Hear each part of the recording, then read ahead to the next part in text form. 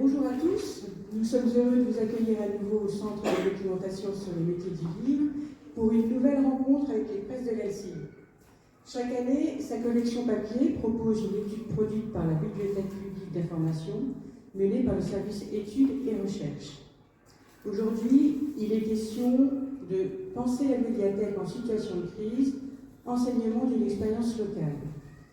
Nous sommes heureux d'accueillir l'ensemble de ses contributeurs, à commencer par Raphaël Gilbert, chargé de mission évolution des métiers et des bibliothèques et inclusion numérique au ministère de la Culture, qui a dirigé ce titre, accompagné d'Hélène Benon, membre de l'ABF, de Joëlle Bordet, directrice émérite du Centre scientifique et technique du bâtiment, chercheuse psychosociologue, de Christophe Evans, chef du service études et recherches à la BPI et directeur scientifique des volumes édités papier, de Marion Moulin, directrice de la médiathèque de Gentilly, et d'Anne-Marie Vaillant, présidente de la BF de France. Merci d'être venu à notre rencontre ce matin pour la présentation de cet ouvrage. On vient de vous rappeler le titre, c'est la médiathèque en situation de crise, enseignement d'une expérience locale, publié donc dans la collection papier Bibliothèque publique d'information en presse de l'ENSI, sous la direction de Raphaël Gilbert, présente à mes côtés. Comme l'a rappelé Madame Bretillo, je suis pour ma part directeur scientifique, enfin c'est la BPI plus exactement, qui a un partenariat, une convention d'édition avec les presses de l'ENSI pour publier des ouvrages au sein de la collection papier Bibliothèque publique d'information. Avant de laisser la parole aux autres intervenantes pour qu'elles se représentent, peut-être qu'elles resituent leur place dans ce collectif de recherche et dans ce qui s'est passé aussi, et qui donne lieu à cet ouvrage, notamment pour parler de cette expérience de recherche en psychologie sociale. Je voudrais juste dire deux mots pour ma part pour expliquer la publication de cet ouvrage et la publication de ce travail, de cette synthèse concernant une recherche, un travail collectif de pensée critique au sein de la collection. Parce que la collection est plutôt destinée habituellement à publier des synthèses d'études issues des programmes de recherche nationaux de la Bibliothèque publique d'information, en partenariat avec le service du livre et de la lecture du ministère de la Culture. Et il se trouve que là, il ne s'agit pas d'un programme de recherche national au sens strict du terme, mais la BPI s'est associée à ce travail qui a été lancé dans une ville dont on ne dira pas le nom, mais dont on présentera les grands traits tout à l'heure. Et ça me paraissait intéressant, moi, en tant que directeur scientifique, de faire en sorte que tout ce travail qui avait été réalisé, qui était à la fois un travail de recherche, mais vous le verrez aussi, un travail de pensée critique, que tout ça puisse donner lieu à un ouvrage qui soit accessible à la profession, aux personnes intéressées, aux chercheurs, aux étudiants, voire à un public plus large, encore pourquoi pas. L'idéal pour nous serait peut-être d'ailleurs de sortir du champ culturel pour que d'autres champs s'emparent de ce travail de recherche. Voilà. Et ce qui me paraissait important aussi, je pense qu'on aura l'occasion d'en reparler, c'est qu'il y avait non pas simplement une dimension d'études appliquées, on va dire, avec un terrain, un travail d'observation, un travail de recherche, et qu'il y avait vraiment une dimension de recherche au sens fort du terme. Quand on se donne les moyens, quand on se donne le temps, et quand on consacre aussi des heures de réflexion et de pensée critique à un objet, là en l'occurrence, souvent au cœur de cet objet, la bibliothèque. Voilà. Moi, en tant que directeur de collection, ça me paraissait important qu'on valorise ce travail, sachant que, et je terminerai là-dessus, il s'inscrit en fait dans une série de publications récentes aux presses de l'ENSI, et j'espère que vous n'avez pas loupé ces ouvrages. D'abord, l'ouvrage de Joël Lemarec, dans la collection papier cette fois-ci, intitulé Essai sur la bibliothèque, volonté de savoir et monde commun. Et si on a l'occasion au cours de la discussion, je vous dirai pourquoi. Il y a des liens étroits, très forts avec cet ouvrage. Et l'ouvrage précédent, au sein de la collection papier BPI, l'expérience sensible des bibliothèques, 6 textes sur les publics des grands établissements. Pour dire les choses très vite, on aura l'occasion d'en reparler, C'est l'occasion, en fait, pour nous, à Études et Recherches, à la BPI, mais pour la profession aussi, et c'était important pour l'ENSIB, peut-être de basculer d'une approche sociologique traditionnelle, voire anthropologique, à une approche beaucoup plus psychologique, là en l'occurrence plutôt dans le champ de la psychologie sociale, voire de la psychanalyse. On aura peut-être l'occasion d'en reparler avec Joël très vite. Et je passe la parole à Hélène, parce qu'en fait Hélène est un personnage important dans notre histoire, puisque c'est elle en gros qui, voilà, qui allume la mèche. Oui, c'est ça, voilà. Alors, en fait, il faut se replonger. Nous sommes en Île-de-France, au CA de l'Île-de-France, au CA de l'ABF Île-de-France. Et comme tout un chacun, en 2015, au moment des attentats, on se prend ça en pleine poire, quoi. Et on se dit, mais quelle place nous avons, pas quelle est notre place, mais plutôt quelle place nous avons, soyons modestes, dans la recherche, alors c'est très pompeux, hein, mais on va dire d'un monde meilleur, pour faire grand, et puis après, pour décliner ça de façon plus concrète, comment les bibliothèques peuvent être un lieu de construction de la société et par là même d'apprentissage de la démocratie. Donc, le CA Île-de-France se met à réfléchir et veut faire une journée d'Île-de-France sur... mais alors, qu'est-ce qu'on fait maintenant? Après Charlie, qu'est-ce qu'on fait? Alors, dans la salle, il y a certains membres du CA Île-de-France qui se reconnaîtront, qui participent à ça. Il y avait vraiment un groupe fort dans ce CA, presque une dizaine de personnes qui avaient vraiment envie qu'il se passe quelque chose là-dessus. On avait beaucoup échangé, je ne sais pas si vous vous souvenez, entre bibliothèques sur qu'est-ce qu'on avait fait au lendemain même, est-ce qu'on avait fermé les bibliothèques, comment on avait discuté avec le public après ce qui s'était passé. Et on se dit, ben voilà, il faudrait peut-être faire la recension de ce qui s'est passé dans ces moments-là, et qu'on essaye d'aller plus loin, et pour aller plus loin, on a besoin de vision extérieure. Et moi, j'avais eu la chance, dans une vie antérieure, je suis actuellement en retraite, donc voilà, je peux parler d'une vie antérieure maintenant, mais j'étais à l'époque directrice de la médiathèque de Conflans, je peux le dire, moi j'ai plus de soucis là-dessus, on peut parler de ça. J'avais eu la chance d'être accompagnée d'avoir un copain d'abord qui était psychosociologue, avec qui j'avais cheminé dans une vie plutôt militante personnelle. On s'était présenté sur une liste sur la commune où j'habite et on avait fait un boulot qui n'avait évidemment fait que 6% aux élections, rassurez-vous, mais qui, moi, m'avait beaucoup nourri. Et donc, je m'étais dit, tiens, c'est quand même des gens qui ont un mode de réflexion qui est intéressant, donc on discute, et j'avais eu la chance de travailler avec un de ses collègues dans mon activité professionnelle, puisque voilà, on avait traversé une grosse crise à la bibliothèque de Conflans, une grosse crise au sein du personnel. C'était pas avec le public là, mais c'était vraiment une crise d'équipe. Et on avait pu travailler avec Antoine Catard sur comment on posait les armes et qu'est-ce qu'on avait à faire ensemble. C'était ça quand même la question. Et puis de fil en aiguille, sur cette proposition de journée, je lis quelques textes quand même, et je lis entre autres le travail qu'avait fait Joël Bordet, dont tu vas me rappeler le titre parce qu'évidemment, voilà, qui était des témoignages de jeunes avec un psychanalyste. Philippe. C'est un bouquin qui s'appelle Adolescence et idéal démocratique. Voilà, Adolescence. Pas des témoignages de jeunes. Non, c'est pas des bêtises, mais bon. C'est un dialogue avec un. Attends, je peux dire deux mots là-dessus.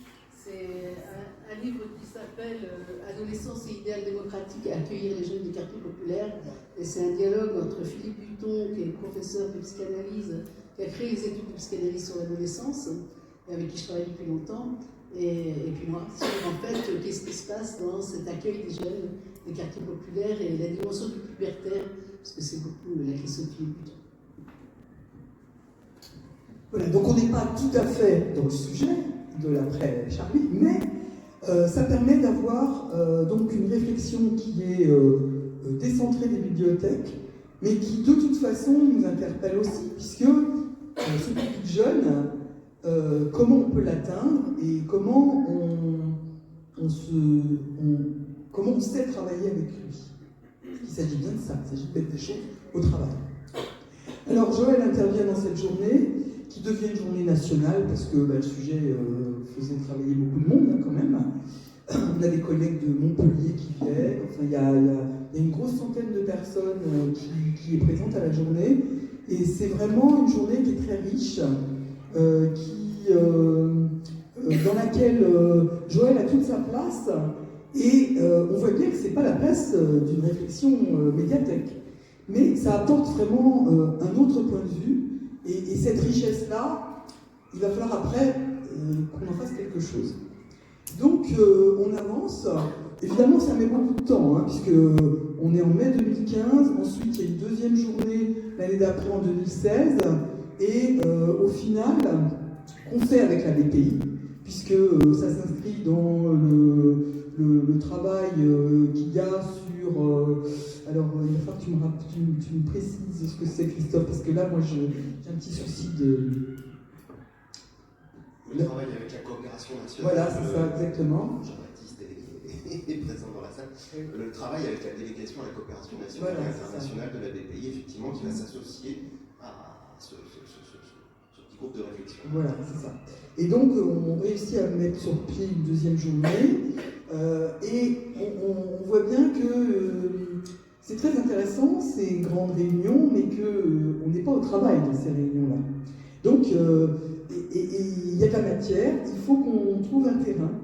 On se dit à ce moment-là, avec donc la coopération internationale à la BPI, et ça prend du temps, ça mûrit, et c'est qu'en 2018, qu'après des approches sur le terrain, après un petit lien avec la DRAC, on arrive à faire qu'il y ait une amorce de ce travail. Et donc on rencontre dans un café, c'est une grande importance les cafés dans ce groupe-là, on rencontre dans un café Joël, Christophe, il y aura donc évidemment Marion et Raphaël qui seront présentes, et on se regarde un peu, on se dit bon alors on fait quoi? C'était un peu ça quand même le démarrage, avec l'envie très forte qu'il se passe quelque chose, qu'on fasse à la fois un travail sur le terrain, mais que ce soit un travail de recherche aussi, et pas la recherche bibliothéconomique, il n'en était pas question, qu'on soit vraiment dans un décalage de comment les autres sciences humaines, et là en l'occurrence la psychosociologie, peut aider les bibliothécaires à avancer dans ce sujet complexe qui est le travail auprès des publics jeunes. Et après, il faut que je passe la parole à Marion parce qu'on décolle. Non, d'abord, Raphaël. Voilà. Merci. Bonjour, je suis Raphaël Gilbert, j'étais à l'époque directrice des médiathèques dont il est question dans le livre. Je vais reprendre à partir du café, en essayant de vous donner peut-être pour commencer un peu en 2 minutes un regard sur ce qu'il y a dans le livre, parce qu'en fait c'est pas forcément évident d'identifier ce qu'on a mis dedans et ce qu'on a traversé. En gros on se retrouve au café avec l'idée qu'après la journée d'études, une intervention ponctuelle de Joël, l'idée c'est de lancer une recherche-intervention, donc un processus de recherche long ancré sur un terrain. Nous, à ce moment-là, alors Marion, elle vient juste de rejoindre la bibliothèque, hein, elle en parlera tout à l'heure. Moi, j'y travaille déjà depuis quelques années, c'est un lieu que j'ai ouvert. Et c'est un lieu qu'on ouvre au début des années 2010, un très beau lieu, une nouvelle construction qui reprend beaucoup le modèle de la bibliothèque 3e lieu.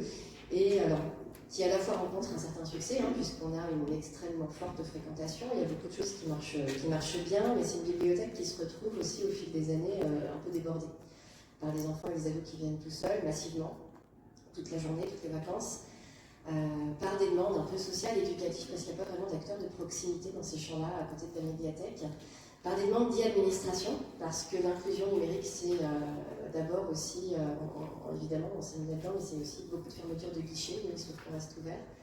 Au fur et à mesure des années, les demandes augmentent dans ce champ-là, et puis par des situations quotidiennes d'incivilité et à la fin de violence sans fin. Donc cette bibliothèque se retrouve un peu débordée par tout ça, au point quand même qu'à un moment donné, l'équipe demande l'exercice de son droit de retrait qui va rapidement être transformé en fermeture administrative par la mairie, et donc on va fermer 3 semaines. Et après des situations d'incivilité qui ont quand même duré 7 ans, des situations de violence assez récurrentes pendant 2 ans, à la réouverture, c'est fini. C'est-à-dire qu'on trouve une médiathèque qui est complètement sereine. Et cette situation dure jusqu'à aujourd'hui, ça fait plusieurs années maintenant. Donc on raconte cette traversée de crise dans le livre. Ce qu'on raconte aussi, c'est la traversée de la recherche, puisqu'on se retrouve, donc là, voilà, on repart au café, avec cette proposition de l'ABF et de la BPI, travailler un petit peu sur la question du rôle social de la médiathèque, du lien avec les jeunes, de comment on fait démocratie ensemble. Et on décide de lancer un travail, finalement, qui nous aussi, dans notre situation de terrain un peu débordée, nous intéresse sur, finalement, c'est quoi le rôle et les fonctions de cette médiathèque qui se revendique un peu du modèle du troisième lieu, dans un contexte de très forte mixité sociale, et de difficulté finalement à gérer la cohabitation avec les publics, et notamment le lien avec le public jeune. Donc le point de départ de cette recherche, pour nous, c'est ça. Et on va s'apercevoir, parce qu'au début, nous, on avait plutôt à l'esprit les modèles de recherche de type sociologique, un petit peu à distance du terrain. On va s'apercevoir que la recherche intervention en psychologie sociale, ça relève plutôt de la coproduction de connaissances avec les acteurs de terrain, dans le but de transformer leur représentation, et donc de pouvoir agir pour transformer le terrain. C'est un processus assez neuf, qui a suscité beaucoup de doutes, beaucoup de remises en question. Donc c'est aussi ça qu'on raconte dans le livre, le processus de traversée de la recherche. Alors c'est pas un livre mode d'emploi, c'est pas un livre sur la violence. C'est pas un livre de mode d'emploi de comment on sort de situations d'incivilité et de violence. C'est plutôt un partage de ce processus d'analyse qui finalement a été pour nous vraiment un décentrement du symptôme, des difficultés, des situations de violence, pour un regard beaucoup plus large sur la situation, l'ancrage urbain, les fonctions de la médiathèque, l'analyse des rapports sociaux, le lien avec le territoire. Et c'est en travaillant là-dessus, en fait, qu'on est sorti de la crise. Donc c'est un livre aussi qui à la fois décrit cette traversée de crise, cette traversée de la recherche, et puis qui revient à la fin sur ses apprentissages, justement, dans le champ de l'analyse urbaine. Qu'est-ce que c'est que cette médiathèque troisième lieu? On en a à la fois vu les atouts, mais on est aussi allé en explorer les failles, les limites, les points d'interrogation, et puis cette question de l'accueil, des partenariats, des rapports sociaux. Donc la deuxième partie du livre, notamment, revient sur ces apprentissages qui ont été permis dans la recherche.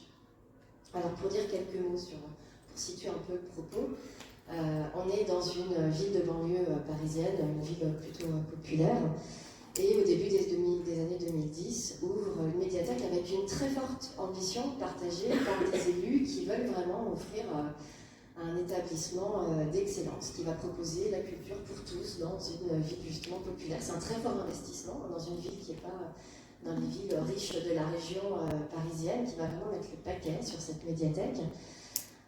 Et puis du côté de la bibliothèque, on est très imprégné par le modèle du troisième lieu à l'époque, et puis on a vraiment l'envie de proposer le meilleur de ce qui se fait, et puis d'aller explorer aussi un petit peu toutes les pratiques qui sont à l'époque émergentes dans la profession. Donc c'est un lieu qui est très ouvert, c'est un lieu qui contient beaucoup de services numériques, c'est un lieu qui va établir une cinquantaine de partenariats avec les acteurs socio-éducatifs. On peut y faire des ateliers de français, on peut utiliser une brebis numérique, on peut y faire tout un tas de choses, les services sont très diversifiés.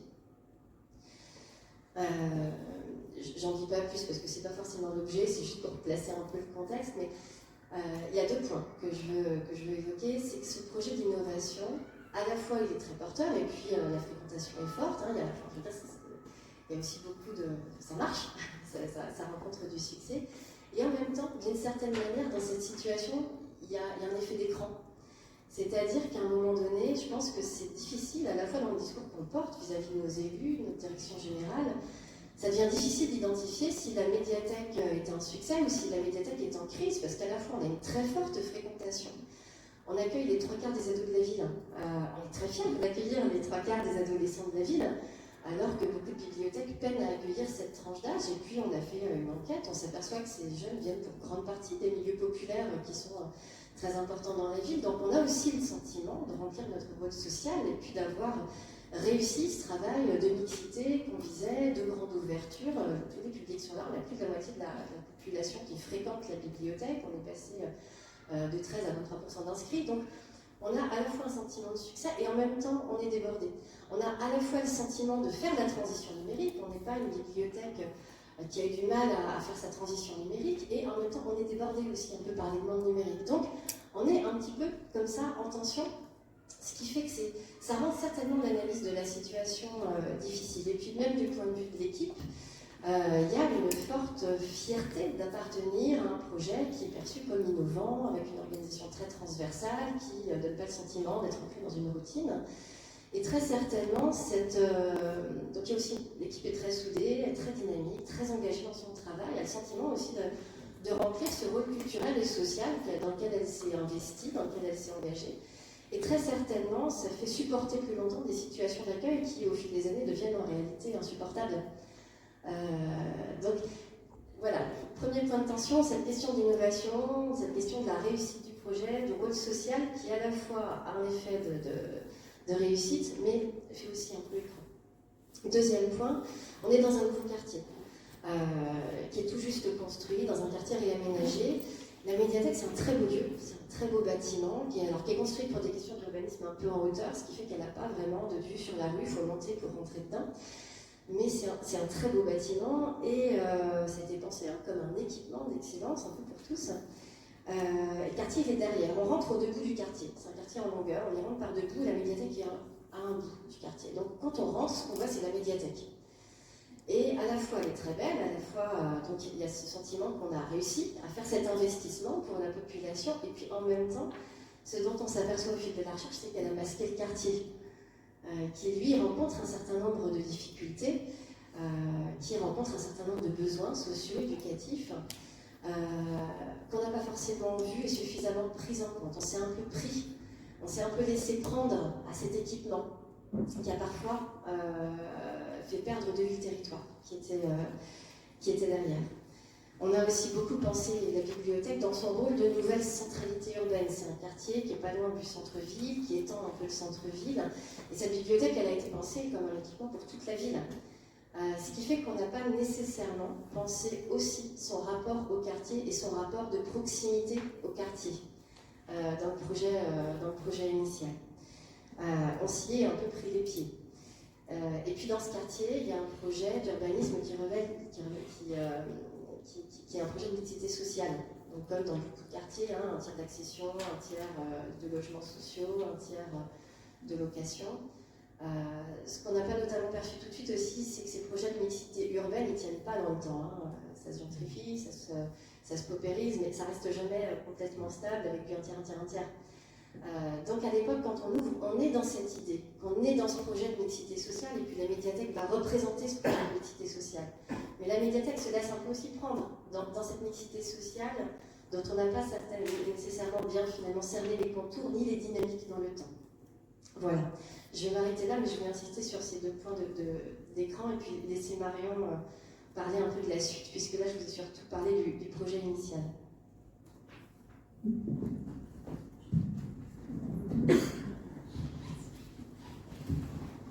Alors, donc, moi, je suis Marion Blanc, j'étais à l'époque dans l'équipe de direction et j'étais en charge en particulier des partenariats du développement des publics.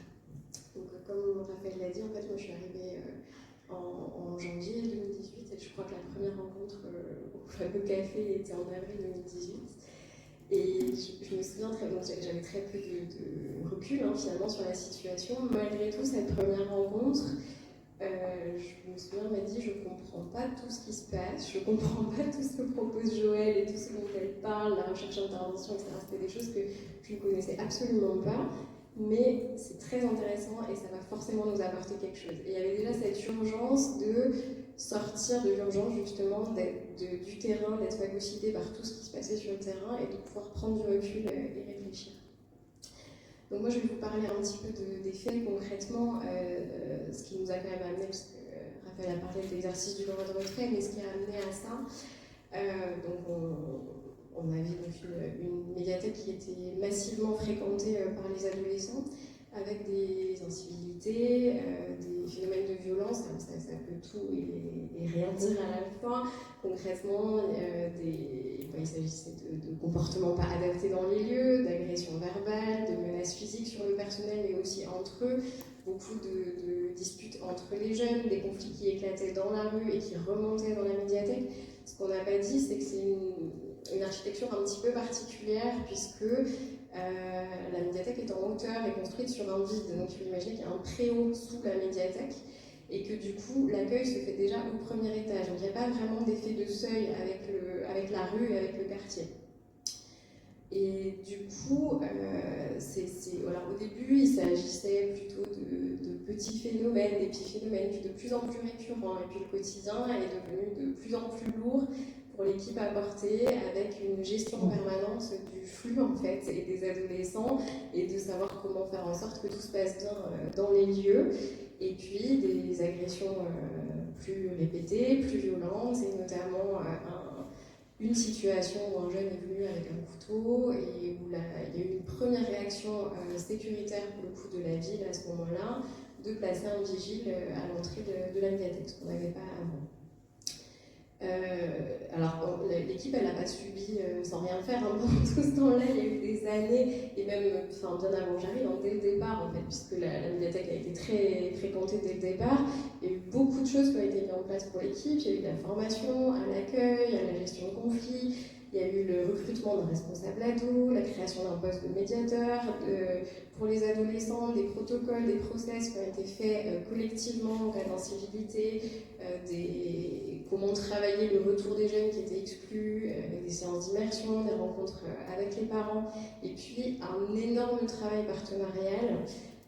Alors dans le champ de l'adolescence, notamment avec les collèges, avec des conventions qui ont été passées, mais de façon plus large, de la petite enfance jusqu'au senior, en passant par le champ social, le handicap, la santé. Alors vraiment une volonté d'aller hors les murs et de tisser des liens. Et puis, petit à petit, l'équipe s'est sentie dépassée et a cherché de l'aide aussi parmi les partenaires. Et une des choses qui a été faite, ça a été de demander notamment aux animateurs des services jeunesse et services enfance de venir en renfort pendant les vacances scolaires, aussi sur les mercredis après-midi, puisqu'on avait trop de monde, trop de jeunes qu'on n'arrivait plus à gérer. On a essayé de créer aussi physiquement un espace adolescent en se disant que là, ils étaient répartis, les jeunes, quand on parle de massif, ça pouvait monter jusqu'à 200-250 jeunes dans la structure, sur des mercredis ou des samedis, et qui n'avaient pas d'espace dédié, donc qui du coup étaient répartis dans toutes les salles, et qui de fait pouvaient chasser d'autres publics qui ne venaient plus. Et on s'est dit, peut-être qu'en ayant un espace dédié, ça permettra de mieux réguler les autres salles. Bon, ça a été un échec. Mais du coup, voilà, beaucoup de choses qui ont été mises en place. Ce qu'on peut se dire maintenant avec le recul, c'est qu'en fait, on a vraiment cherché des solutions sur l'équipement plutôt que sur le territoire et sur ce qui se passait autour, en fait. Donc la situation, là je parle de... Moi je suis arrivée en 2018, ça a continué un petit peu crescendo jusqu'à ce que... un an après, rentrée scolaire 2019, on arrive à un point vraiment compliqué avec un vrai débordement et à se rendre compte que la médiathèque avait complètement perdu, était devenue anonyme en fait et avait perdu son sens pour les jeunes. Et puis nous, on était embolisés de toutes parts. Un exemple, alors je ne parlerai pas du clip parce que je pense que je vais en parler après. Mais voilà, il y a eu un clip qui a été tourné, un clip de rap qui a été tourné par les jeunes du quartier. Et en fait, la médiathèque était le théâtre, clairement l'élément principal du clip. Donc déjà un petit peu menaçant pour nous. Et puis les jeunes avaient commencé à prendre l'habitude de rentrer dans la médiathèque avec leurs propres chaises pliantes. Et en fait, quand on leur dit mais vous pouvez pas venir avec votre propre mobilier, moi j'étais confrontée à des réponses du type bah ouais mais c'est pas marqué dans le règlement intérieur. Oui certes, c'est pas marqué mais vous pouvez pas. Il y avait vraiment cette crise de territoire en fait, y compris à l'intérieur. Et puis, de fil en aiguille, l'équipe, après une énième agrégation, a fini par exercer son droit de retrait. Le droit de retrait en lui-même, c'était... Évidemment, on aurait voulu l'éviter. Enfin, c'est une forme, non pas d'échec, mais c'est quelque chose de très douloureux quand même pour l'ensemble de l'équipe. Il y a eu beaucoup d'ailleurs de départs suite à ça. Et puis d'accepter qu'on n'a pas réussi en fait, qu'on a tout essayé et qu'on n'a pas réussi. Et en même temps, ça a été un moment qui a permis ça a été un moment de rupture, clairement, et qui a permis d'acter que la violence quotidienne qu'on subissait depuis des mois n'était plus acceptable et qu'il fallait qu'on arrive à sortir de cette crise. Il y a eu un vrai changement d'échelle à ce moment-là parce que le problème de la médiathèque est devenu le problème de la ville en fait. Et du coup, il y a eu une implication extrêmement forte de la direction générale et des autres services. Et ça, je laisserai Joël revenir dessus. Et puis, ce que j'ai pas dit, c'est que, donc, évidemment, on avait une équipe qui était en souffrance, qui était fatiguée, qui n'en pouvait plus du quotidien, mais en même temps, commençait à vraiment émerger aussi des tensions avec les autres services partenaires. Il y a des gens qui auraient pu être vraiment nos plus gros appuis, et je pense notamment au service jeunesse et aux animateurs de la ville, parce que nous, on les faisait venir, eux ne comprenaient pas pourquoi ils venaient, en même temps, il y avait cette espèce de décalage de pourquoi tous les adolescents sont à la médiathèque et ne sont pas dans les autres structures qui leur étaient dédiées sur la ville. Voilà, donc on sentait qu'on commençait en plus à avoir des tensions avec nos collègues de la ville qu'il fallait régler. Et donc après le droit de retrait et donc cette fermeture administrative, à l'initiative de Joël, a été organisée une très grande journée partenariale. Voilà, donc Joël reviendra dessus, mais ça a été un des moments, en tout cas très fort et essentiel dans la sortie de cette crise. Et parallèlement, toute l'équipe a retravaillé, a changé les règles d'accueil pour pouvoir réouvrir sereinement et surtout pour que le lieu soit de nouveau identifié avec des fonctions claires et puisse refaire l'autorité en tant que médiathèque. À ce moment-là, on a renoncé en fait à une forme d'accueil sans fonction et sans règles. Le constat, c'est que les jeunes, mais pas que les jeunes, aussi les partenaires, les familles, une grande partie du public n'identifiaient plus la fonction du lieu en dehors des projets partenariaux, mais sur la fonction même d'accueil et pourquoi emmener la médiathèque, c'était de plus en plus compliqué. Et on a accepté que tout le monde ne puisse pas entrer sans condition dans la médiathèque. Donc en fait, concrètement, on a élaboré une charte qu'on a fait signer à la réouverture de la médiathèque à tous les jeunes entre 10 et 18 ans, mineurs, en réexpliquant, déjà en revenant sur ce qui s'était passé. Donc ça c'est un moment extrêmement important puisqu'on expliquait, parce que le fait que symboliquement que la médiathèque ferme, il y a eu beaucoup de rumeurs dans le quartier. Pas seulement les agents de médiathèque, il y a que les jeunes. Non, je vais dire aussi. En fait, il y a eu beaucoup de rumeurs dans le quartier. On était presque à imaginer qu'il y avait eu un meurtre dans la médiathèque. Donc il fallait aussi faire redescendre la pression et réexpliquer aux jeunes pourquoi on en est arrivé là et au public en général. Et au moment de la réouverture, on a été accompagné par tous les services de la ville. Donc en fait, concrètement, au début, on a réouvert progressivement sur les mercredis et samedis.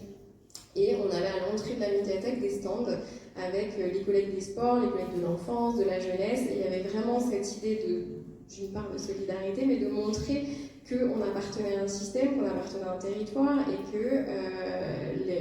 de pouvoir rediriger aussi les jeunes sur les autres structures et de montrer qu'on était une seule et même équipe finalement. Et donc cette charte, on l'a fait signer à tous les jeunes en leur demandant de s'engager en fait à venir utiliser les services de la médiathèque. Ce qui était un gros... Symboliquement, c'était très fort parce qu'on parle beaucoup de l'accueil inconditionnel en médiathèque.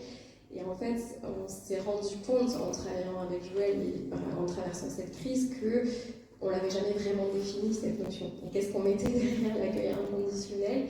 Et là, on a accepté de resserrer temporairement nos conditions d'accueil pour les jeunes, de leur demander de venir utiliser les services. Évidemment, c'était temporaire, mais c'était le gage derrière, en fait, l'enjeu attendu, c'était que les jeunes puissent recirculer sur les autres structures de la ville, puissent identifier les lieux qui étaient pour eux, pour pouvoir après accepter qu'ils puissent venir à la médiathèque pour autre chose que pour les services. Ça a été accepté, on a fait signer en 4 mois, on a fait signer 1200 chartes. Il y a 2 jeunes qui ont refusé de la signer sur 1200. Donc ça a été quand même plutôt un très bon succès. Et ça a permis de rétablir le dialogue avec eux et de rétablir le dialogue avec les autres publics qui étaient aussi très soulagés d'entendre que l'ambiance allait changer dans la médiathèque. Et puis, autre mesure qui n'était pas des moindres, mais je pense que Joël en parlera, il y a eu toute une réflexion sur le Wi-Fi aussi, puisque j'expliquais que cette médiathèque est construite sur un vide, un préau, et en fait, le fait qu'il y ait du Wi-Fi accessible faisait aussi qu'on avait beaucoup de jeunes qui massivement s'installaient dans le préau pour utiliser le Wi-Fi. Donc, se dire qu'on allait le couper hors des horaires d'ouverture, ça permettait déjà de sécuriser un peu le lieu et puis de changer la donne. Je vais peut-être passer la parole à Joël maintenant.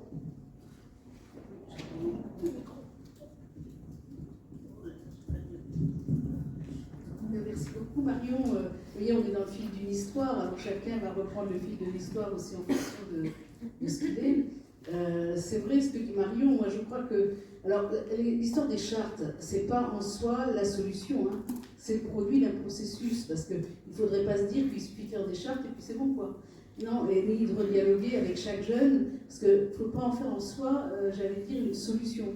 La question c'est vraiment comment on en est arrivé là, pourquoi ça a pris avec les jeunes et les autres, surtout les autres professionnels. C'est qu'est-ce qui fait que les autres ont joué le jeu, et surtout les familles, parce qu'il n'y avait pas que les jeunes qui posaient problème. Les familles, elles venaient faire les papiers pour la CAF, voilà, c'était devenu un espace où on faisait tout, quoi. Tous les papiers de la fracture numérique se réglaient à la médiathèque. Donc il n'y a pas que la question des jeunes. Et ça, je pense que c'est important de se dire qu'on a affaire à une communauté de vie, en fait, qui vivait dans la médiathèque, mais qui ne peut pas se résoudre uniquement à dire que c'est les jeunes le problème. C'est la communauté de vie dans la médiathèque sur laquelle il fallait pouvoir retravailler, dont les rapports intergénérationnels avec les bébés, les personnes âgées. Mais par contre, le symptôme, c'était effectivement les jeunes. Et si on s'arrête aux symptômes, on a toutes les chances de traiter ça en termes de symptômes et donc d'essayer d'éradiquer le symptôme par des réponses sécuritaires. C'est quand même la grande option de ce pays maintenant depuis une vingtaine d'années. Donc, et d'ailleurs, la nomination du vigile, c'était ça. Penser qu'il allait tenir le seuil, je veux dire, entre la médiathèque et la réalité du terrain. Là, pour le coup, c'était le terrain, le quartier, etc., avec le wifi en dessous. Enfin, bon, c'est quand même toute l'histoire, quoi. Donc, symboliquement, on peut faire une bande dessinée de l'histoire en question, hein, autour de cette médiathèque. Moi, je ne suis pas dessinatrice, mais franchement, je pourrais la dessiner. Et ça, c'était important aussi qu'entre nous, il y a une espèce de dessin progressif de cette histoire. Parce qu'évidemment, chacun ne se raconte pas les choses pareilles. Moi, je suis chercheuse psychosociologue. Honnêtement, je n'avais jamais travaillé avec des médiathécaires. Je ne suis pas toute jeune, comme vous le voyez, mais c'est vrai que ça fait longtemps que je bosse dans les quartiers populaires. Alors là, par contre, les éducateurs, les animateurs, j'allais dire les policiers, tout ça. Alors, tout ce qui est populaire, je connais très bien. Les médiathèques, je n'avais jamais eu l'occasion, en fait. Et d'ailleurs, c'est intéressant. En tant que chercheuse spécialiste du milieu ouvert, je n'ai jamais travaillé avec les médiathèques pendant 30 ans. Alors maintenant, je peux vous dire que je ne les oublie pas et je vais les chercher quand elles ne sont pas là. Donc moi, en fait, j'étais chercheuse au Centre scientifique et technique du bâtiment dans le département d'économie et sciences humaines, spécialiste de l'habitat. Donc j'ai travaillé avec la Caisse des dépôts, les bailleurs sociaux, tout ça pendant des années sur l'habitat. Mais je suis aussi militante de l'éducation populaire, j'ai travaillé au CMA, Centre d'entraînement méthodique d'éducation active, pendant des années. Donc moi, j'ai toujours fait le lien entre la question de l'éducation populaire et l'habitat. Et mon premier bouquin, en fait, qui s'appelle Les jeunes de la cité, c'est ma thèse où j'ai partagé la vie d'un groupe de jeunes pendant des mois et je l'ai suivi 6 ans. Donc si vous voulez, j'allais dire, la dame, je la connais et je l'aime. Et je l'aime, ça c'est aussi très important. J'aime non seulement les jeunes, mais j'aime la dalle. J'aime cette capacité à vivre sur la dalle dans les quartiers. Et ça, c'est aussi quelque chose sur la question de l'hospitalité qui est une vraie question. Donc là aussi, on a des options, on n'est pas neutre avec ça. Mais moi, je ne peux pas oublier les jeunes avec qui j'ai vécu pendant des années, quoi. Et donc, qu'est-ce qui leur arrive aujourd'hui, d'ailleurs, dans toutes les confrontations auxquelles on est convoqué. Donc, mes travaux n'ont rien de neutre de ce point de vue-là. Je ne suis pas, j'allais dire, forcément du côté des jeunes, Mais quand même, il y a quelque chose où je témoigne de la question des jeunes, et de l'adolescence en particulier, et du droit à l'adolescence. Et du droit à l'adolescence pour tous les adolescents. Parce que je pense que c'est un droit démocratique. Et donc c'est vrai que moi je suis habitée aussi par des choses, hein, on ne va pas dire, et c'est aussi sur cette base-là qu'on s'est rencontrés, parce qu'en fait en 2014, moi je refuse d'aller sur la radicalisation comme elle était posée. Et je dis, mais en fait, on est dans une révolution, on est dans une évolution énorme, il faut écouter les jeunes. Comment eux, en fait, ils prennent le monde, dans ce monde, en immense transformation, pas seulement à cause des attentats. C'est le numérique, c'est plein de choses qui bougent, quoi. Qu'est-ce qu'ils ont dans la tête, quoi? Et qu'est-ce qui fait que certains, malheureusement, arrivent à des chemins aussi funestes que de devenir des terroristes? Moi, je suis totalement bouleversée. En plus, il faut le dire, je connais à peu près tous les éducateurs des terroristes qui sont morts ou passés en procès. Parce que vous savez, quand on est dans des quartiers où circulent, moi, je connais des éducateurs qui ont suivi le jeune qui a tué à Saint-Étienne-du-Rouvray, Koulibaly et compagnie, les frères Kouachi, enfin, voilà. Il y a ça aussi, il y a une culture des quartiers. Et il y a une culture des éducateurs, il y a une culture des gens qui vivent avec ces jeunes qui emmerdaient bien la médiathèque, là. Mais il y a des gens qui les connaissent beaucoup plus que vous les connaissez du point de vue du milieu ouvert, du point de vue de leur vie de tous les jours. Je ne dis pas que vous ne les connaissez pas, mais pas de la même façon, quoi. Et donc l'alliance avec ces gens qui les connaissent tous les jours, et là où ils sont le plus embêtants, c'est-à-dire sur la domination territoriale, j'allais dire ça, c'était tout un challenge de travail, et évidemment je pouvais être un peu médiatrice de l'affaire, parce que tout simplement c'est des professions que je connais très très bien, et pour lesquelles j'ai un attachement. Donc c'est vrai qu'en 2014, avec plusieurs villes, on se dit qu'on ne peut pas aller directement comme ça sur la radicalisation. Et il faut qu'on comprenne ce qui se passe pour eux. Et avec 6 villes, on va interviewer 350 jeunes sur comment on voit le rapport au monde aujourd'hui. Et puis de là, en fait, il va y avoir 2 publications portées par l'ANCT, donc la politique de la ville. Une qui s'appelle Écouter les jeunes pour les accueillir, des quartiers populaires pour les accueillir dans la démocratie. Et là, en ce moment, j'ai créé en fait une pédagogie des ateliers de la pensée critique en disant, mais ces jeunes, il faut les écouter. C'est-à-dire, c'est des fois insupportable ce qu'ils ont dans la tête, c'est vrai. C'est pas tout le temps facile. Des fois, on est super démunis. Moi, j'anime ce soir, je pars à Besançon pour faire des ateliers de la pensée critique. Il y a des fois, quand ils vous disent des trucs, on se dit, et je comprends les professionnels de se dire, mais on fait quoi de ça? Et comment on répond à ça? Ils se mettent aussi en grande situation de sécurité. Donc c'est un risque d'écouter les jeunes. C'est un vrai risque. Et puis c'est pas facile. Mais cependant, si on ne le fait pas, mais qu'est-ce qu'on peut comprendre de ce qui les traverse, quoi? Et donc ça, c'est une question aussi pour les médiathèques. C'est à quel registre vous répondez par rapport à là où sont les jeunes dans leur subjectivité. Et je pense que ce qui s'est passé avec cette équipe, c'est que cette équipe, elle a supporté cette position-là. Ça n'a pas tout le temps été rigolo pour eux, hein. Parce que moi, je lâche rien sur cette question de la subjectivité des jeunes. Mais rien. C'est-à-dire qu'en permanence, Raphaël, je la remettais face à... Attends, et l'accueil, tu vas y aller là, c'est compliqué, c'est difficile, il faut y aller. C'est compliqué, Marion, le truc de couteau là. Oui, c'est vrai, c'est dur, mais maintenant, comment on essaye de comprendre? Et je veux dire, le fait qu'elles aient accepté quand même de supporter la psychosociologue pendant quelques années, franchement, bravo, quoi. Non, mais je sais bien que c'est de l'effort, quoi. Non, mais c'est vrai que c'est de l'effort. Et puis c'est vrai que de ce point de vue-là, les gens qui me connaissent, il y a une espèce d'exigence, quoi. Donc moi, j'ai aussi continué, en fait, avec cette équipe, jusqu'à écrire le livre, parce que c'est une équipe d'éthique. C'est une équipe qui tient quelque chose, c'est une équipe qui lâche rien, et puis c'est des gens qui réfléchissent. Alors c'est vrai que ce qu'a fait le livre, pour le dire, c'est que, comme c'était vraiment... Alors je vais revenir sur le processus d'intervention, mais avant, le fait qu'à la fin de tout ça, on va dire, presque tout ça, quand il y a eu des chartes signées, je leur ai dit, mais écrivez quelque chose, quoi. Moi, les gens, ils écrivent jamais sur l'intervention. C'est pas pour le dire, mais c'est quand même vrai que les élus de rue, ils écrivent pas tellement. Par contre, je peux les interviewer, ça. Mais l'écriture, c'est quand même pas leur premier truc, quoi.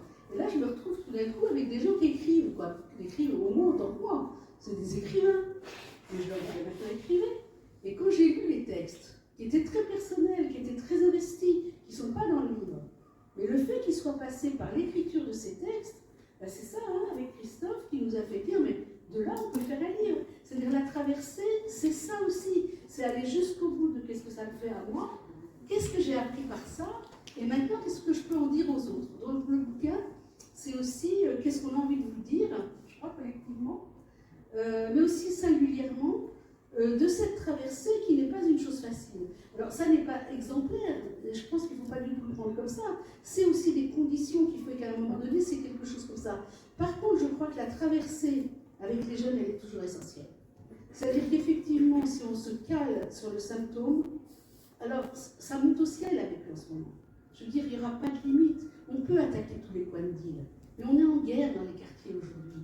On est en guerre toutes les nuits, quoi. Je veux dire, à Grigny, c'est le mortier, lacrymo toutes les nuits. Besançon, où je pars ce soir, je sais que c'est ça dans une partie du quartier. Je veux dire, c'est dramatique en ce moment. Et alors, je ne vous parle pas des amendes forfaitaires qui mettent des familles dans des situations de tension, avec des familles où il y a 15 000 € d'amende, quoi. Elles ne savent plus s'en sortir.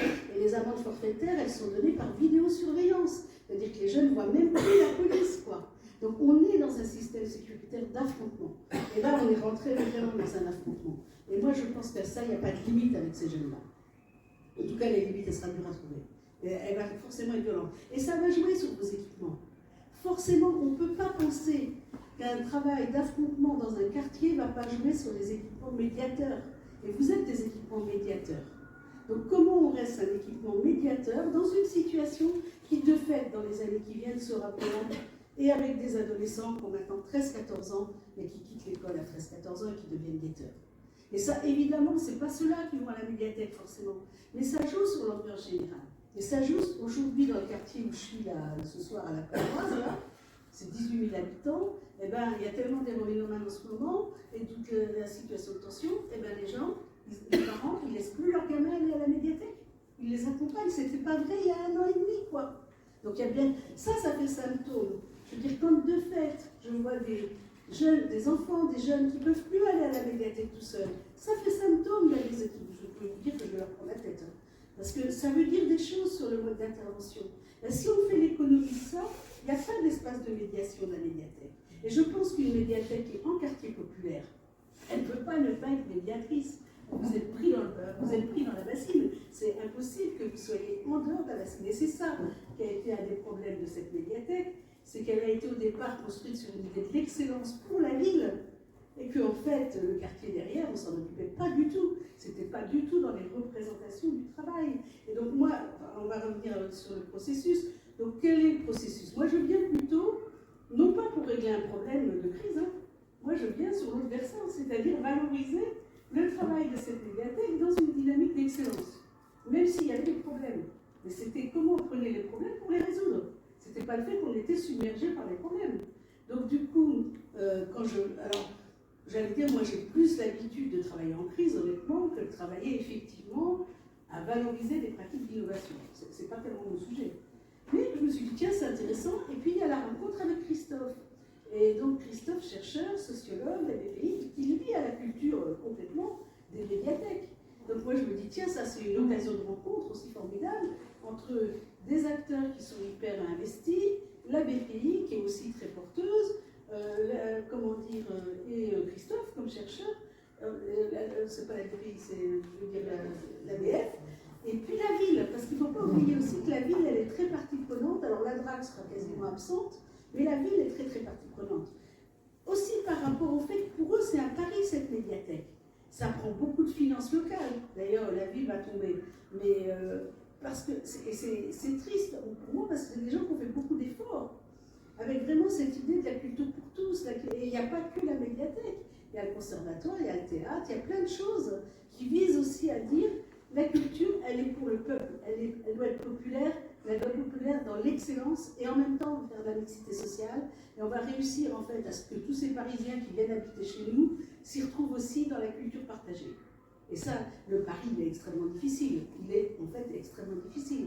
Avec une équipe de médiathécaires qui était quand même énormément faite de Parisiens qui venaient bosser en banlieue et qui n'avaient pas la culture des quartiers. La plupart, sauf qu'il y en avait quelques-uns, qui étaient dans les bibliothèques déconcentrées, parce qu'il y en avait 2, mais qui, elles, trouvaient très mal leur place, en fait, dans cette nouvelle équipe. Vous voyez, c'est traversé aussi par les rapports sociaux. On n'est pas dans un monde trop simple. Je veux dire, les rapports de classe sociale, ils sont là, les rapports de gentrification urbaine, ils sont là, les rapports de mixité sociale sont posés. Et donc, il y a cette ville qui se dit, il faut, par la médiathèque, faire une vitrine de l'excellence pour tous. Paris de la mixité sociale. Paris de la mixité sociale, parce que de toute façon, le mouvement de gentrification urbaine, il ne pourra pas être évité. Le le mouvement de la gentrification urbaine, c'est pas c'est pas les politiques publiques qui règlent. La gentrification urbaine, c'est le rapport du marché avec l'habitat.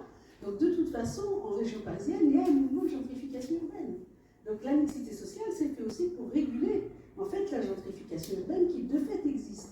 Donc on est au niveau urbain dans cette dynamique-là. Alors ça, moi je le pige très vite, je le comprends très très vite. Et je mets en place effectivement un comité de pilotage de ce travail, tout de suite avec la ville et avec les différentes composantes qui sont ici, mais aussi le DGA de la ville et la directrice de la culture, qui vont jouer un rôle absolument majeur dans le processus de travail. Et ça, je pense que l'accord avec les municipalités, c'est une question clé de l'existence des médiathèques. Sinon, vous ne pouvez pas être pris dans le terrain local. C'est encore les municipalités aujourd'hui qui, quand même, ont un rôle de politique publique centrale sur un espace local. Ça peut bouger dans les intercos d'aujourd'hui, mais cependant, c'est encore vrai. Et alors, dans chaque endroit, ce n'est pas de la même façon. Je veux dire, il y a des différences énormes de gestion aujourd'hui des territoires. Donc, on est dans cette question-là, et là, moi, je vais donner la parole à Christophe, parce que, en fait, pour ce comité de pilotage, on met en place un premier dispositif de recherche. Donc, je donne la parole à Christophe.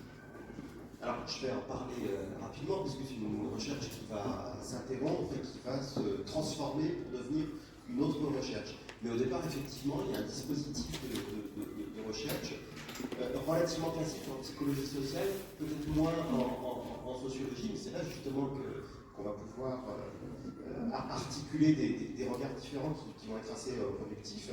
Et en gros, pour dire les choses très vite, parce que tu reviendras peut-être là-dessus rapidement, il y a d'abord l'idée que la problématique, elle n'est pas, comment dire, elle n'est pas déjà là quand on commence la recherche. La problématique, il faut en fait la co-construire avec l'équipe de recherche et les commanditaires. Ça, c'est pas super courant, en fait, mais c'est évidemment extrêmement intéressant. Et on va se mettre d'accord sur les ancrages de la problématique pour que la recherche, pour que tout le monde aille dans la même direction d'une certaine façon. Premier point. Et le deuxième point, c'est le travail de terrain. Ce sont des observations, et ça paraît élémentaire. Il faut voir ce qui se passe, quoi. On ne comprend pas quand on ne voit pas ce qui se passe et si on se base uniquement sur les récits qui sont faits des acteurs, quels que soient les acteurs. Et l'autre point, c'était des entretiens collectifs qui devaient avoir lieu avec les équipes. Parce qu'effectivement, on part du principe que la bibliothèque est un système social, c'est un lieu de vie, c'est vraiment... voilà, donc il y a une part très humaine, et si on ne peut pas se centrer uniquement sur les usagers ou les non-usagers et mettre de côté l'équipe, donc ça c'était vraiment très, très important, pas si classique. Et les entretiens collectifs également à réaliser avec les usagers, pas seulement les jeunes.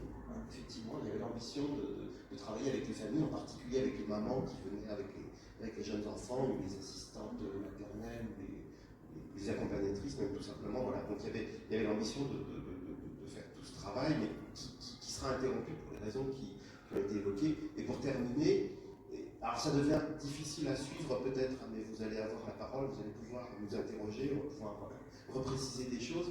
Si vous me suivez bien, on est parti d'un processus de recherche-intervention. Alors en sociologie, ça existe aussi. Dans les années 70, la Passade, Ouvry, voilà, recherche-intervention, ça existe déjà quand même dans la tradition sociologique. C'est moins courant aujourd'hui, parce qu'il y a eu un virage politique aussi par rapport à ça. C'est une autre question. Donc on est parti d'un processus de recherche-intervention qui a basculé dans une intervention, en bonne et due forme. Merci. Joël, qui s'est occupé de cette intervention. Et ensuite, ce qu'on a essayé de reconstruire, à partir de cette intervention et de certains matériaux de l'intervention, en tout cas de ce que les acteurs avaient traversé, on a basculé dans ce qu'on a appelé une intervention de recherche, et c'est le livre. Donc, vous voyez, donc il y a des phases, ça a duré quand même sur un certain temps, et c'est vrai qu'à un moment donné, quand il y a le droit de retrait, comment vous voulez qu'on continue une recherche? C'est impossible. On ne peut pas aller faire des observations, c'est impossible. Et là, moi, je me pose une question. Je peux interrompre en disant, il n'y a plus les conditions du contrat, j'arrête. Et puis, en fait, je crois que personne n'a envie d'arrêter. Donc, moi, je me dis, moi, j'ai pas envie d'arrêter non plus. Et je sens la confiance, je sens que le travail qu'on a fait, il est porteur, et puis quand même, je ne veux pas laisser ces gens-là tout seuls là, à vivre ce truc de droit de retrait, la violence des jeunes, c'est quand même mon sujet, quoi. Donc, on va essayer quelque chose. J'ai jamais bossé en médiathèque, mais quand même la violence dans les équipements, c'est quand même que je connais, quelque chose que je connais. Les locaux de jeunes qui brûlent, enfin bon, je veux dire, c'est quand même des choses que j'ai traversées sur d'autres quartiers. Donc je me dis qu'il doit bien y avoir quelque chose à faire de possible avec des gens qui ne sont pas dans la même culture, c'est sûr, que celle des animateurs de quartier, mais on doit bien pouvoir réussir à traverser quelque chose, et de toute façon, il y a quelque chose à traverser pour réouvrir. Parce que réouvrir dans les mêmes conditions, en disant, maintenant, comment est-ce qu'effectivement on rassurait l'équipe? C'était quoi rassurer cette équipe de telle façon qu'elle puisse réouvrir? Parce qu'il y a un moment, alors c'est vrai que j'ai beaucoup travaillé sur le concept de réassurance collective. Ça, c'est un travail que j'ai beaucoup développé. Après, en fait, l'arrivée du sécuritaire avec M. Sarkozy dans les années 2000. Parce qu'avant, je travaillais beaucoup avec la police, en fait. Je travaillais beaucoup avec la police de proximité, mais aussi avec tous les gens qui faisaient la médiation sociale des quartiers. En fait, c'est mon métier depuis longtemps. Et j'avais traversé aussi, moi, la fin de la police de proximité, etc. Et donc, je me suis dit, voilà, là, il y a quelque chose de la réassurance collective. Si on abandonne la réassurance collective, alors on n'aura plus que la spirale sécuritaire, quoi. Et donc, j'ai développé, dès les années 2000, des ateliers de réassurance collective dans plusieurs villes, en fait. Et donc, avec l'équipe, d'ailleurs, dont parlait Hélène tout à l'heure. Donc, du coup, ce concept de réassurance collective, il me fait travailler. Je me dis, mais de toute façon, pour réouvrir, il faut réassurer tout le monde. Il faut réassurer la ville, il faut réassurer l'équipe, mais il faut aussi réassurer les jeunes. Et il faut réassurer les jeunes qui eux-mêmes, j'allais dire, subissent la violence d'autres jeunes. Parce que les jeunes, c'est pas homogène. Je veux dire, donc, il y a aussi qu'à un moment donné, la violence, elle devient grave pour tout le monde. Et donc, il fallait effectivement travailler ce concept de réassurance. Pour ça, je me suis dit, il ne faut surtout pas faire disparaître le comité de pilotage. Il faut absolument continuer à travailler ensemble. Et puis, il faut mettre la ville au cœur de l'affaire, parce qu'il n'y aura pas de réassurance collective uniquement du lieu de la médiathèque. C'est impossible, ça. Donc, la médiathèque, elle fait système avec d'autres services de la ville. Et la réassurance collective, je savais bien qu'elle ne pouvait pas se passer du lieu d'une seule institution.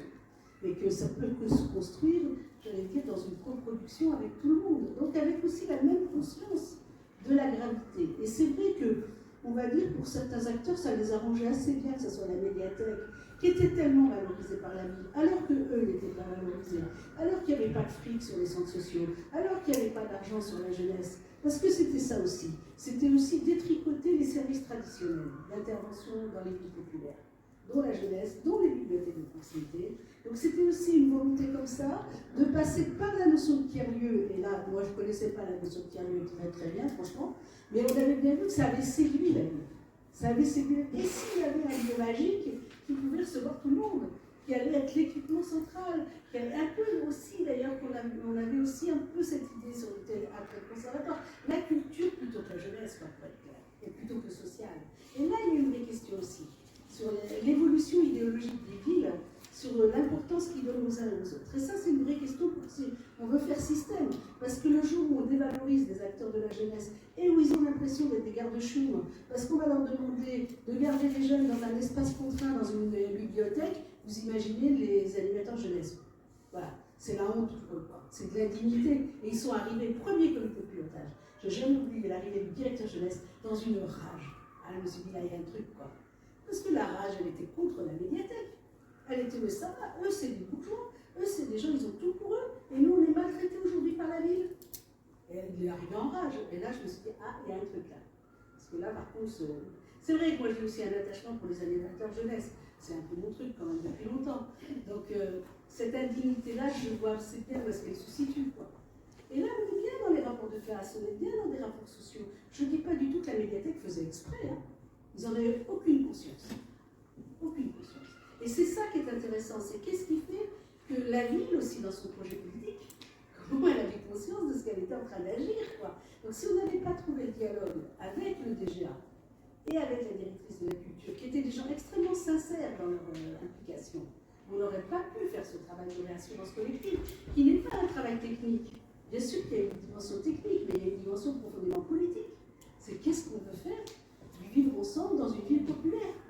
Donc, ce débat-là, on a pu le poser. On a pu le poser aussi avec la direction de la médiathèque. Alors, Alors c'est vrai que moi je me suis plus accrochée à la direction de la médiathèque qu'à l'équipe de la médiathèque. Parce que l'équipe de la médiathèque, je voyais qu'elle était traversée par plein d'autres choses, et que si je prenais tout, on n'arrivait pas, j'aurais pas pu traverser, on n'aurait pas pu faire cette traversée. Et donc moi je me suis dit, le lien avec l'équipe, eh ben, après tout il y a une direction, c'est elle qui va reprendre des éléments de l'intervention pour en faire quelque chose avec leur équipe. Et moi je ne vais pas me mettre en position ni d'analyse de pratique, ni de gérer l'équipe, ni de vouloir tout prendre. Je me suis dit, je prends qu'une seule chose, la réassurance collective à l'échelle du territoire. Et c'était déjà pas mal. Et donc c'est vrai que j'ai mis en première ligne du dispositif la ville et la direction de la médiathèque.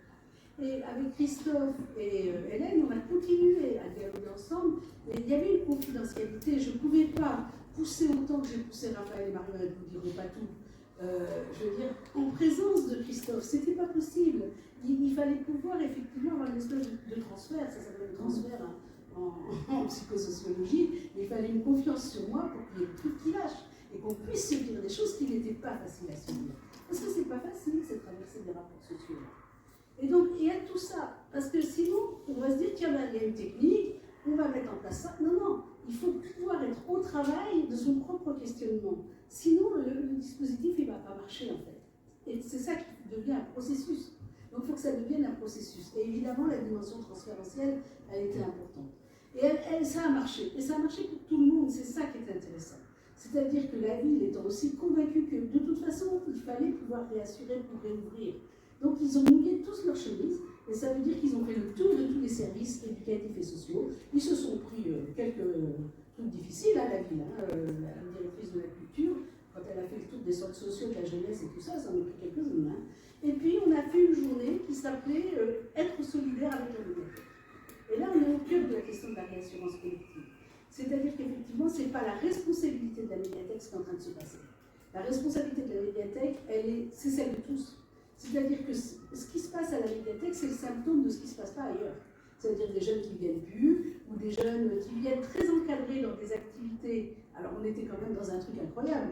Au niveau du tiers-lieu, là, on pouvait faire tout dans la médiathèque, franchement tout, de la dématérialisation numérique, à passer ça, enfin beaucoup de temps sur des vidéos, enfin tout était comme ça, un peu un espace anomique quand même. Et à l'inverse, on avait des services jeunesse qui n'inscrivaient plus les jeunes que sur activité, voire qui les faisaient payer à l'entrée. Alors là, c'est quand même l'inversion des rôles. C'est-à-dire que l'accueil des jeunes a été tenu dans un espace totalement ouvert à la médiathèque, là où les professionnels de la jeunesse se protégeaient par des activités payantes. Alors ça, vous pouvez savoir, ils en ont entendu parler.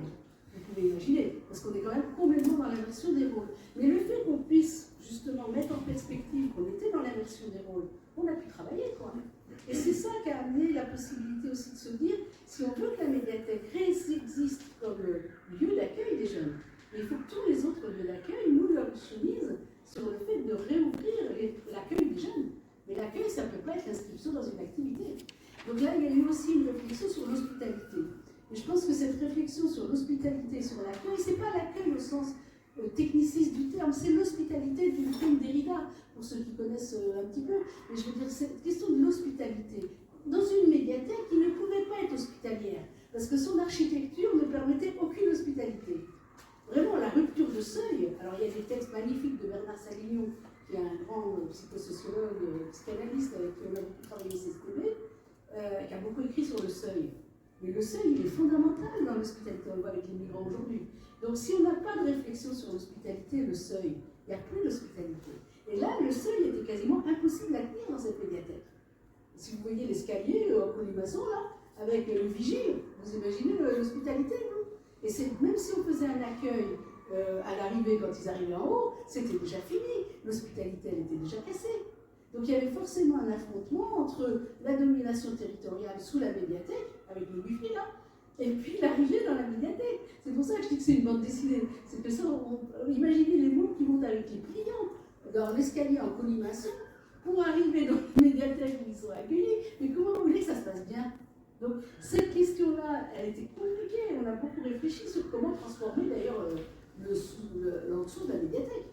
Au point de penser construire des permanences d'autres équipements, c'est-à-dire redonner du sens en fait au-dessous de la médiathèque, ce qui est une vraie question.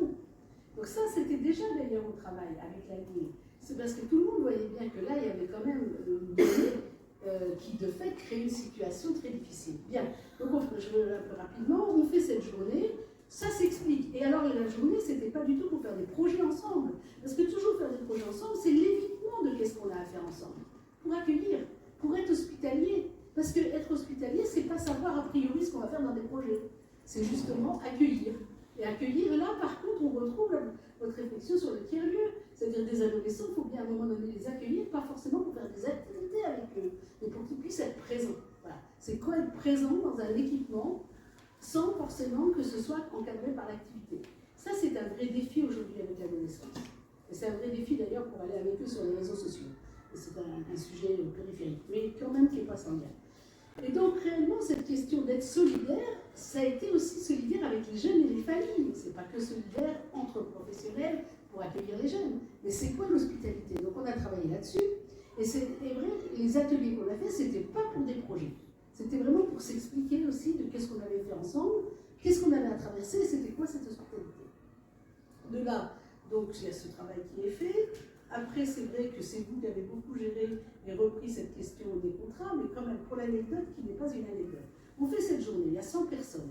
Je suis avec un collègue psychosociologue, on descend de la médiathèque. Moi, je suis plutôt contente de ce qui s'est passé. J'ai l'impression que c'est vrai que ça remet des choses en relation. Je vois bien qu'il y a une dynamique. Et puis, je sors de la médiathèque avec mon collègue, et là, je tombe sur 2 jeunes médiateurs qui sont les médiateurs de sécurité du quartier derrière. Et les 2 gars en question, il y en a un de Pierrefitte et l'autre d'une ville d'à côté, jeunes des quartiers, quoi. Enfin, là, les quartiers, ils ont 25 ans, 30 ans. Là, bon, ça va. Moi, je me retrouve, en fait, au dialogue avec les gens des quartiers, là. Je leur dis, mais c'est quoi ce quartier? Et puis, comme ça me prend. Et je leur dis, mais faites-le-moi visiter. Et là, je commence à être en colère contre moi, mais en colère comme une folle. Je dis, mais quand même, ça fait 2 ans que tu bosses ici. Et tu n'as jamais été visiter le quartier. C'est pas moi, ça. Enfin, je veux dire, moi, partout où je vais, la première chose que je fais, c'est de visiter le quartier. Je me dis, mais comment tu t'as fait pour ne pas aller visiter le quartier qui est attaché à la médiathèque, quoi? J'étais en rage, en fait. Je me suis dit, mais franchement, il y a quelque chose que tu n'as pas fait. Et là, je me suis dit, je me suis fait tellement prendre par cette volonté de la ville et de l'équipe d'être la centralité urbaine d'excellence sur la ville, et bien que moi-même, j'ai oublié le quartier. Alors là, et donc je visite le quartier, et puis là, ils me racontent le quartier, les gars, d'une façon un peu comme ça. Eux, ils ne se rendaient pas compte, en fait, de ce que je dis en français. Et ils disent, en fait, ce quartier, c'est l'issue d'un déplacement de famille de 3 villes, c'est-à-dire que dans la recomposition urbaine de l'Interco, ils avaient déplacé, je ne sais plus combien de familles, dans ce nouveau quartier. Mais évidemment, les familles avaient donné leur accord, parce que c'est toujours comme ça pour l'appartement, la lumière, et je ne sais pas, ce qui n'était pas vrai d'ailleurs. Mais les jeunes, je pense bien qu'ils n'avaient donné aucun accord. Donc eux, ils se retrouvent déplacés d'autorité dans un nouveau quartier, ils ont quitté leurs copains, ils sont complètement... Eh bien, le Wi-Fi, c'était formidable, parce qu'ils appelaient en fait tous les quartiers, tous les copains qui restaient sur les autres villes. Donc arriver à la médiathèque avec leurs 50 copains là, qui venaient des autres villes et envahir la médiathèque, ça valait quand même la peine, quoi. Mais ça, c'était la clé. C'était effectivement extrêmement important de comprendre que pour eux, il y avait un objet à prendre, parce que c'était la possibilité de se retrouver et puis de recontinuer à être avec leurs copains, quoi. Et que quand même, c'est un quartier, et là j'étais dans une rage totale, quand j'ai découvert qu'il n'y avait aucune intervention sociale et éducative dans ce quartier, parce qu'au nom de la mixité sociale, ça devait vivre tout seul. Et si je vous le raconte jusqu'au bout, ce quartier, c'était quand même vrai que, comme on appelle ça mixité sociale, ça veut dire qu'il y avait de la copropriété. Et en fait, on va dire que quand on était en haut, dans les immeubles, il y avait un super paysage. Mais quand on était en bas, eh ben, on ne voyait rien du tout. Et ben, qui c'est qui était en bas? C'était évidemment les Noirs dans le noir. J'exagère, mais c'est un peu ça, hein, parce que c'était en plus une population essentiellement d'Afrique subsaharienne. Donc en haut, on avait les Blancs qui venaient de la région parisienne, de Paris plutôt, qui eux avaient le paysage, et les autres en bas, ils étaient dans le noir. Quand j'ai vu ça, je me suis dit, bah là, ça ne peut pas marcher, quoi, c'est pas là. Mais bon, je me passe sur une chose, ben voilà. Et donc, il y avait un vrai problème dans ce quartier. Donc, vous voyez que le jour où j'ai compris ça, alors là, c'est vrai qu'il faut le dire, j'ai débarqué dans le bureau du DGA, là, c'est vrai, j'étais dans une colère. J'ai crié, mais beaucoup crié. Hein. Je me suis dit, bon, maintenant, tu t'arrêtes parce que tu vas te faire mettre dehors, là, c'est pas possible de crier comme ça, là. Et ils me regardaient comme ça, ils disaient, ouais, vous êtes en colère. J'ai dit, ah oui, je suis en colère. Mais j'étais en colère contre moi, en fait. Je me suis dit, mais quand même, la psychosociologue des quartiers populaires, tu n'as même pas été regarder le quartier, mais t'es où? Et là, il rigole, mais dès le lendemain, il y avait de l'intervention sociale et éducative. Je dis, mais vous avez raison, vous avez raison. En fait, ce quartier, la ville n'en voulait pas. La ville, elle avait peur de basculer aussi au niveau politique. Et ce quartier, il avait été imposé par l'Interco. Donc en fait, ils n'avaient pas investi ce quartier. Et il y avait un truc, ce quartier n'était pas voulu, quoi.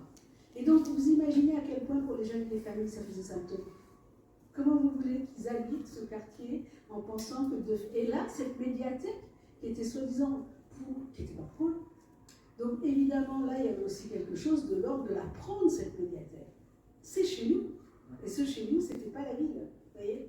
Donc toute cette analyse, on va dire socio-urbaine, psycho-socio-urbaine, ben, c'est vrai que si elle n'était pas faite, on n'avait pas les clés en fait de la compréhension jusqu'au bout de qu'est-ce qui pouvait se passer pour ces jeunes.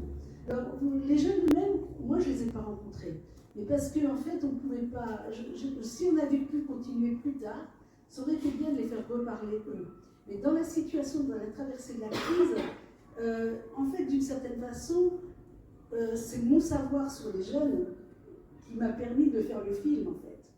Évidemment, c'est ce que j'avais traversé ailleurs.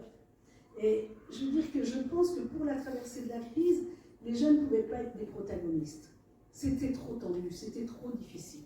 Par contre, d'une certaine façon, c'est moi qui ai fait le protagoniste. Voilà. Et j'ai fait le protagoniste, non pas au nom des jeunes, mais au nom du savoir que je peux avoir sur les jeunes. Mais du coup, j'ai fait exister quand même le pôle jeune dans l'équation de la crise. Et du coup, mais c'est vrai que j'y ai pensé, hein, mais réellement, c'était pas possible.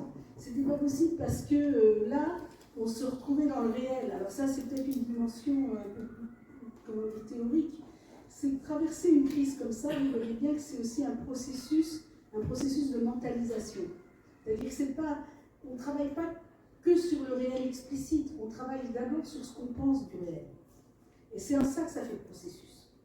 C'est-à-dire que ça met tout le monde dans un travail de mentalisation et d'élaboration. En fait, on ne cherche pas tout de suite la solution, on cherche à comprendre. Et si on ramenait les jeunes directement dans le processus, là on allait vers la question du réel de façon trop massive. Il fallait pouvoir continuer, j'allais dire, à imaginer les jeunes pour que ça fasse processus d'élaboration. Vous voyez ce que je veux dire? Et donc ça aussi, c'est en ça que je suis psychosociologue. C'est-à-dire que mon travail, c'est plus un processus de compréhension, et du lieu de cette compréhension, eh ben, on parie qu'on va trouver des modes d'intervention et des modes de solution qui seront plus adaptés, d'être plus adaptés à ce qu'on veut faire, que si on n'a pas pris ce temps de la compréhension. Donc en fait, ce droit de retrait, ça a donné du temps. Ça a aussi donné du temps à la compréhension. Et ça a donné du temps à ce travail-là pour que de fait, ça fasse une pause. Il a fallu aller jusque-là pour que ça fasse une pause. Voilà. Est-ce que c'était possible de faire la pause avant? C'est ça une crise. Hein. Une crise, c'est aussi ce qui permet d'arriver à une pause et de se dire maintenant, alors on en fait quelque chose. Et c'est là qu'il y a une notion de crise. C'est comment on la traverse. Comme on a une crise dans un couple, dans une famille ou dans autre chose. Est-ce qu'à un moment donné, on fait une pause, on prend le temps de la compréhension et on cherche tout de suite la solution? Ce qui a été formidable avec cette équipe, c'est qu'il y a eu le temps de prix de la pause. Voilà.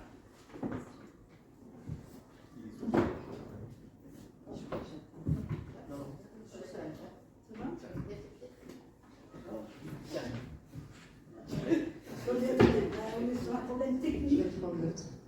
Désolée, Joël. Non, Joël, je crois que...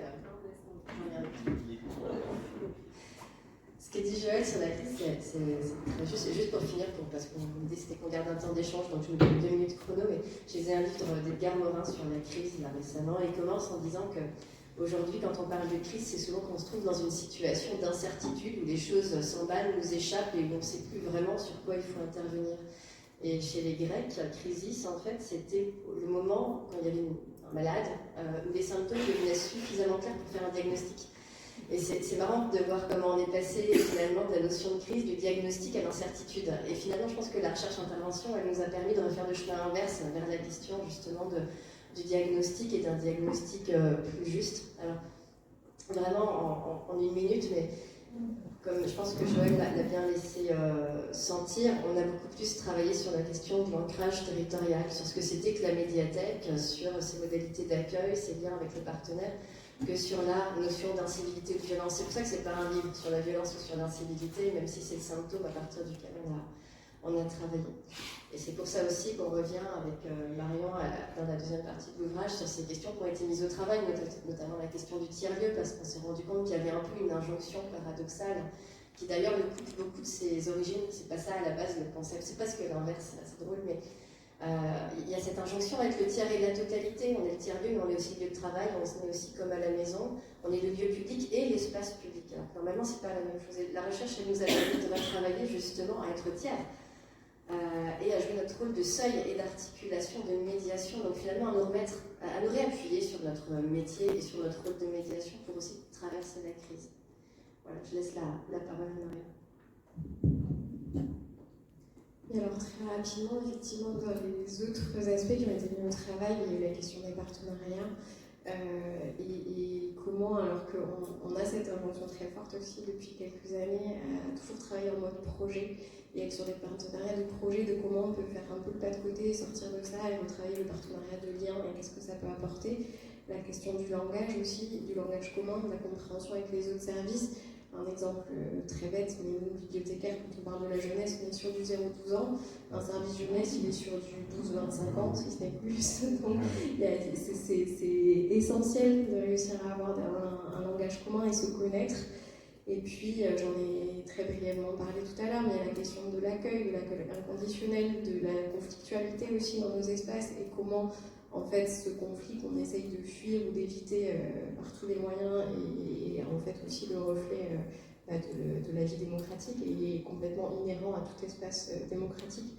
Voilà, donc je ne vais pas m'attarder plus longtemps, on va laisser la place, je pense, aux questions. Il y a Anne-Marie d'abord qui va conclure et expliquer le rôle de l'ABF.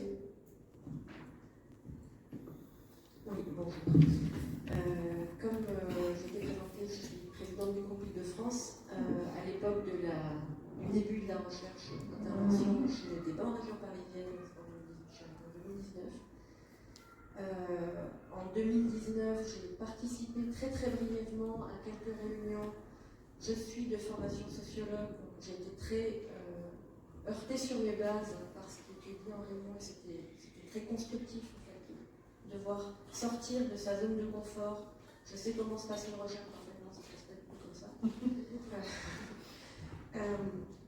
Par ailleurs, si j'interviens aujourd'hui, c'est parce que je suis vice-présidente de l'ABF, du Bureau national de l'ABF national, donc, et que l'ABF a vraiment à apprendre de ce qui s'est passé avec cette recherche-intervention, avec cet espace de crise, parce qu'en fait, on a tendance ces dernières années à penser en termes de crise et à réagir à la crise. Alors on a un exemple très très précis récemment qui est la crise sanitaire, mais avant on avait eu des attentats, donc il y a eu les attentats de 2015, il y en a eu plusieurs, il y a eu les attentats de Nice après il y a eu la crise, ce qui a été appelé la crise des Gilets jaunes.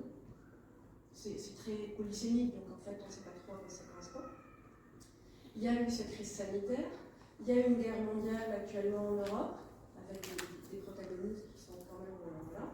Il y a une crise environnementale qui dure depuis quand même très très très très longtemps. René Dumont, candidat à la présidence de la République en 1974, c'est pas très nouveau tout ça.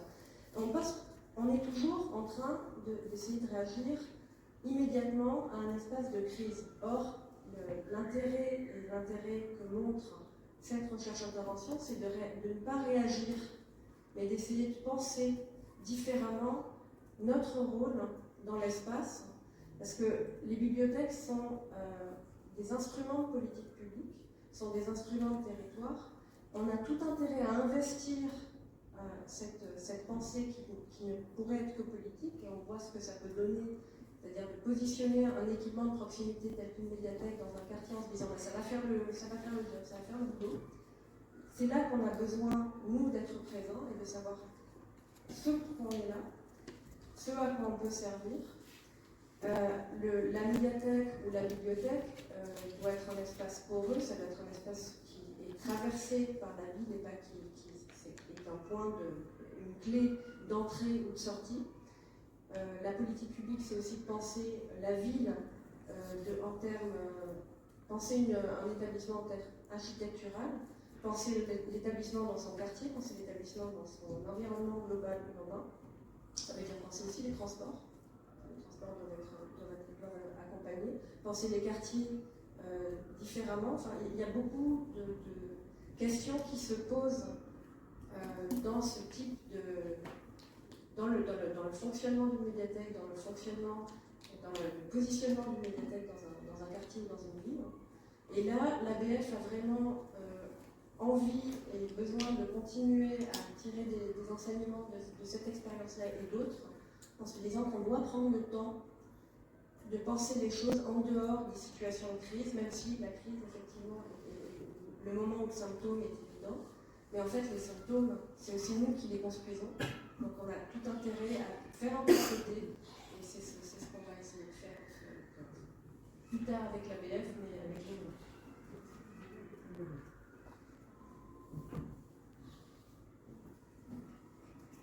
Alors, vous avez sans doute des questions, des remarques, des interrogations. Ça résonne peut-être d'ailleurs avec certaines situations que vous connaissez sur d'autres terrains. C'est le moment. C'est sûr que j'en ai un peu occupé l'espace. Bonjour, merci beaucoup d'avoir organisé toutes vos voix avec beaucoup de clarté en dépit de la complexité des différentes couches qui se sont rencontrées autour de ces différents groupes d'ailleurs, différents types de groupes. Merci beaucoup. Alors, comme je crois qu'il y a eu quand même des mains tendues pour... Oui, alors je suis Muriel Amar.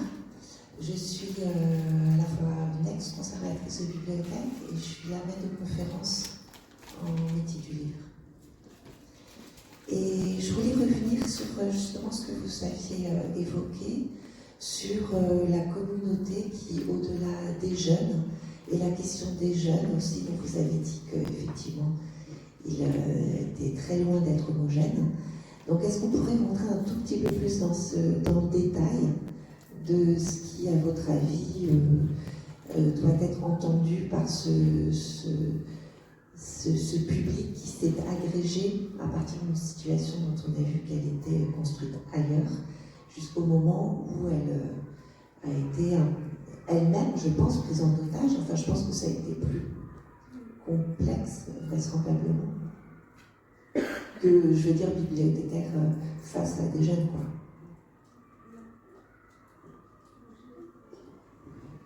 Oui, je pense que la question des gens de l'emploi est extrêmement importante. Moi, par exemple, je travaille beaucoup sur la notion de communauté de vie. Parce que je pense que les quartiers produisent des communautés de vie.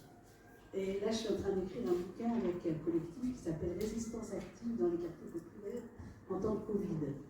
Et c'est vrai que quand on voit dans les quartiers populaires ce qui s'est développé, j'allais dire comme solidarité, aussi comme conflit des fois, hein, mais comment de fait être dans un quartier, on peut le regarder comme une communauté de vie. Et quand on dit tout le temps communautarisme, en fait on fustige quelque chose, en fait un point d'appui, parce qu'il n'y a pas de vie en société sans une tension entre les communautés et la société. Et donc, comme disait Jean-Louis Bost, mon professeur, tout se joue dans le trait d'union. Donc la façon dont on va regarder le rapport communauté-société à l'échelle de la ville où on était. En fait, les mots contre réassurance collective, communauté de vie, rapport communauté-société, sans concept, enfin, on ne peut pas regarder la réalité sociale. Et effectivement, à ce moment-là, on est pris par le symptôme. Puis on va dire c'est les jeunes. Mais les jeunes, ça ne veut rien dire. C'est des adolescents. Adolescents, ça commence à dire autre chose. Jeunes adultes, ça commence à dire autre chose. Mais de qui on parle? Et effectivement, le symptôme, il ne peut pas parler en lui-même. Donc la question, c'est le mot qu'on va aussi mobiliser pour comprendre la réalité dans sa complexité. L'analyse urbaine, il y a aussi des mots de l'analyse urbaine pour comprendre ce rapport entre gentrification urbaine et mixité sociale, par exemple. Vous voyez, donc cette culture-là, je pense que ça pose aussi une question, c'est la dynamique culturelle des médiathécaires. Comme toute profession, quelle est votre dynamique culturelle autour de cette question-là? C'est-à-dire qu'effectivement, une médiathèque, c'est un élément fort d'un territoire, d'une communauté de vie, d'un projet institutionnel et politique, mais ça ne peut pas être en soi un équipement. La notion d'équipement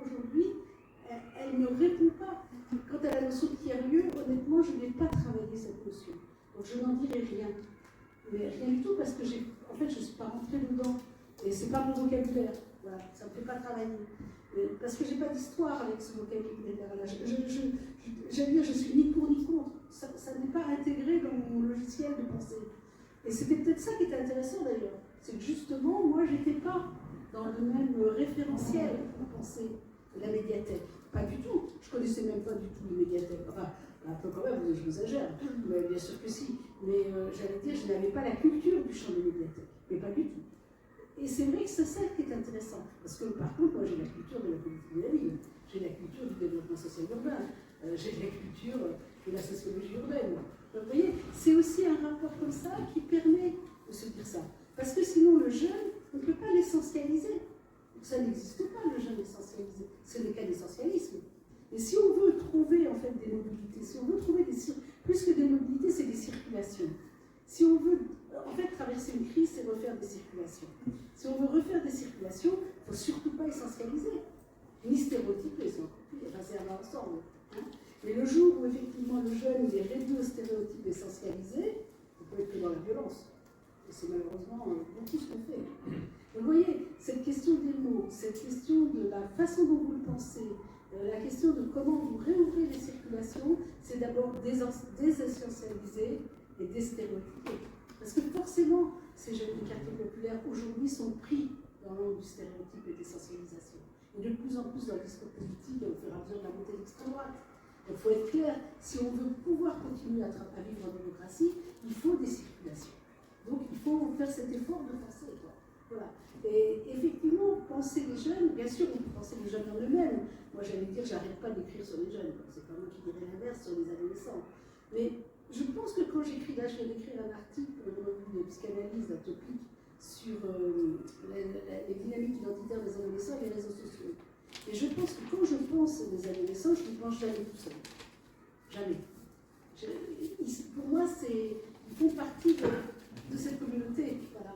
Et donc c'est vrai que cette question aussi de comment les médiathécaires se représentent en permanence la communauté de vie dans ces tensions-là, ben, je pense que c'est essentiel pour le projet de la médiathèque. Mais un projet pédagogique de médiathèque ne peut pas se résoudre à la médiathèque elle-même. Vous voyez, donc il y a tout un chantier là qui pourrait être tenu sur cette question de où ça sert la question de la médiathèque.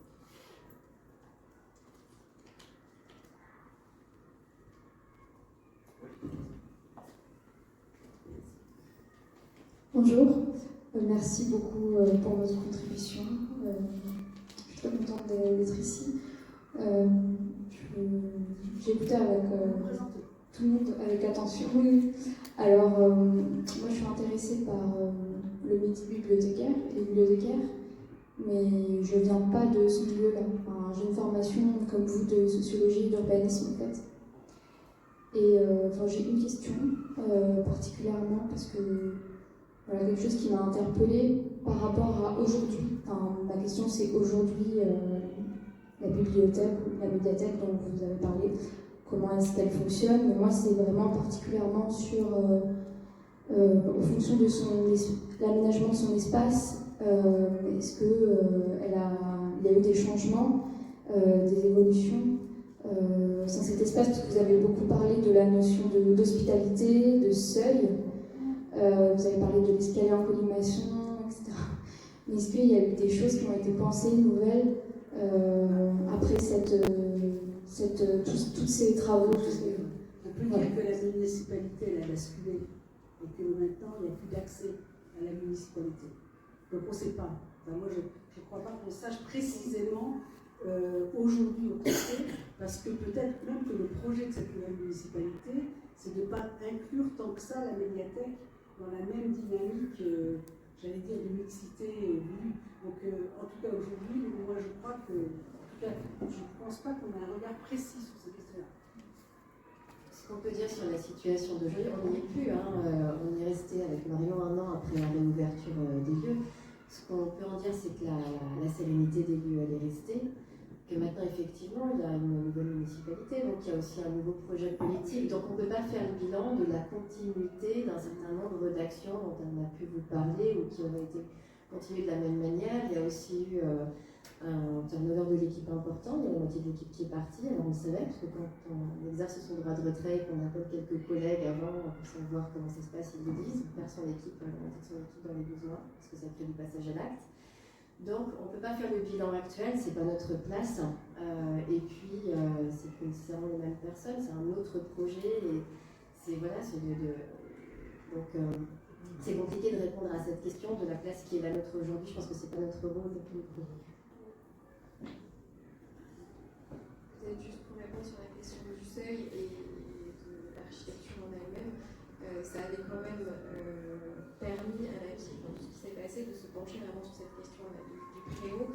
Et il y avait un vrai projet politique pour réinvestir cet espace, alors qui, je crois, n'a pas eu lieu justement en lien avec le changement politique actuel, mais en tout cas, ça avait lancé une vraie dynamique, et y compris dans la dynamique partenariale aussi, dans la volonté de travailler ensemble.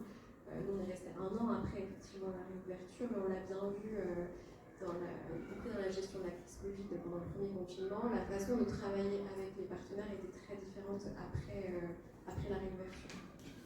Il y a eu aussi un réinvestissement du quartier puisqu'il y a un nouveau projet de centre social. Donc ça a aussi tellement mis en alerte que et ça a permis au quartier de s'organiser en fait, avec la ville.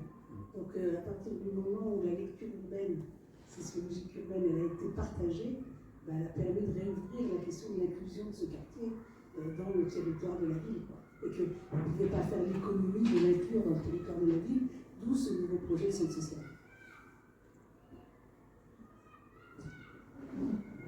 En tout cas, vous mettez évidemment le point sur un point qui est très important.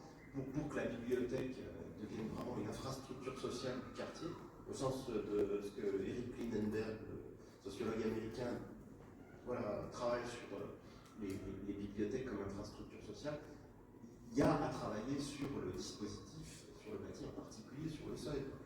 Non, ça ne va pas. La bibliothèque est dans le quartier, mais le seuil est replié. Tu l'as bien dit, il n'y avait pas de seuil. Il n'y avait pas de seuil. Donc il y avait la possibilité, effectivement, de recréer symboliquement, ce que les jeunes ont fait. C'est pour ça que la question du client, elle est vraiment intéressante. Il y a beaucoup d'anthropologues qui travaillent aujourd'hui sur... Parce que c'est un truc qui est courant, c'est l'un des... Les magasins qui vendent du matériel de camping sont dévalisés parce que les jeunes des cités achètent des clients parce qu'après ils vont s'installer, quoi. Ils vont s'asseoir, ils se déplacent avec leurs clients, ils s'asseyent. Et c'est intéressant parce qu'il y a une forme d'appropriation, mais en même temps, quand on vient avec sa propre chaise, on n'est pas dedans. Quand on invite des gens chez soi, on ne leur demande pas de venir avec leur chaise, quoi. Donc il y a un truc qui est super, d'un point de vue anthropologique, le plus intéressant à faire. Oui, puis le clip aussi, pardon. Le clip, il était trop marrant. Le clip, enfin trop marrant, il n'était pas marrant du tout. Mais quand j'ai regardé le clip, je me suis dit, est-ce qu'ils vont aller brûler la médiathèque? Parce que j'ai connu ça ailleurs. Je me suis renseignée sur l'âge. Vous avez 14-15 ans, ceux qui ont fait du clip. Je me suis dit, non, s'il n'y a pas les grands frères, ils ne vont pas y aller. Et effectivement, le fait qu'ils étaient tous transplantés là, les grands frères, ils avaient d'autres activités ailleurs, ils avaient quand même tenir les trafics ailleurs, etc. Donc du coup, ils n'étaient pas dans l'investissement de ce quartier-là. Donc le quartier, il appartenait aux ados, quoi. Donc ils ont repris des formes, mais en fait, ils n'étaient pas du tout prêts à brûler la médiathèque. Donc quand j'ai vu que c'était 14-15 ans, je me suis rassurée. Mais ce qui était rigolo, c'était quand j'ai découvert le truc du wifi. Alors là, voilà, le clip, il a été fait systématiquement sous la médiathèque, avec le wifi, et c'est de là qu'est né le clip. C'est-à-dire la mise en image de nous, on va se la prendre, cette médiathèque. Avec le couteau entre les dents et tout, enfin, c'était bien. C'était très très bien mis en scène, mais je me suis dit, ouf. Voilà. Et cette question aussi de qu'est-ce qu'on fait de l'image, comment aussi parce qu'on se déprend de la peur, là, pour un petit peu objectiver qu'est-ce qui est en question dans ce clip-là. Voilà. Et ça, là, il y a aussi un travail à faire avec les jeunes, de compréhension en fait de qu'est-ce qui est mis en scène. C'était une mise en scène, mais il fallait aussi la repérer comme une mise en scène. Et ça a à voir avec la question du seuil. Puisque le seuil d'hospitalité n'était pas tenu, on pouvait se la faire, cette médiathèque, au sens de la prendre, quoi. Et c'était ça le clip.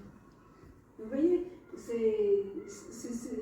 parce que si on regardait le clip en lui-même, on allait la porter demain au pôle de sécurité de la ville, et là on avait contrôle pas possible de la médiathèque avec l'arrivée des forces de police pour contrôler la médiathèque pendant 3 semaines. Donc là, on serait passé à rien. Juste pour compléter, on est basé tout à l'heure de la notion de tiers-lieu. C'est une notion que, effectivement, vous ne comprenez pas et vous avez posé la question c'est quoi un tiers-lieu? On ne savait pas répondre. Donc, je pense que on ne sait pas répondre parce qu'on met beaucoup de choses dans la profession, on met beaucoup de choses dans la notion de tiers-lieu. Il y a aussi le fait qu'on veuille avoir absolument du public adolescent dans les bibliothèques, mais à un moment, on ne se pose pas la question de savoir pourquoi on veut du public adolescent. Si c'est juste pour avoir du public adolescent dans la bibliothèque, ça veut dire qu'on n'a rien compris à ce qu'est notre métier et à ce qu'on veut leur donner ou à leur apporter.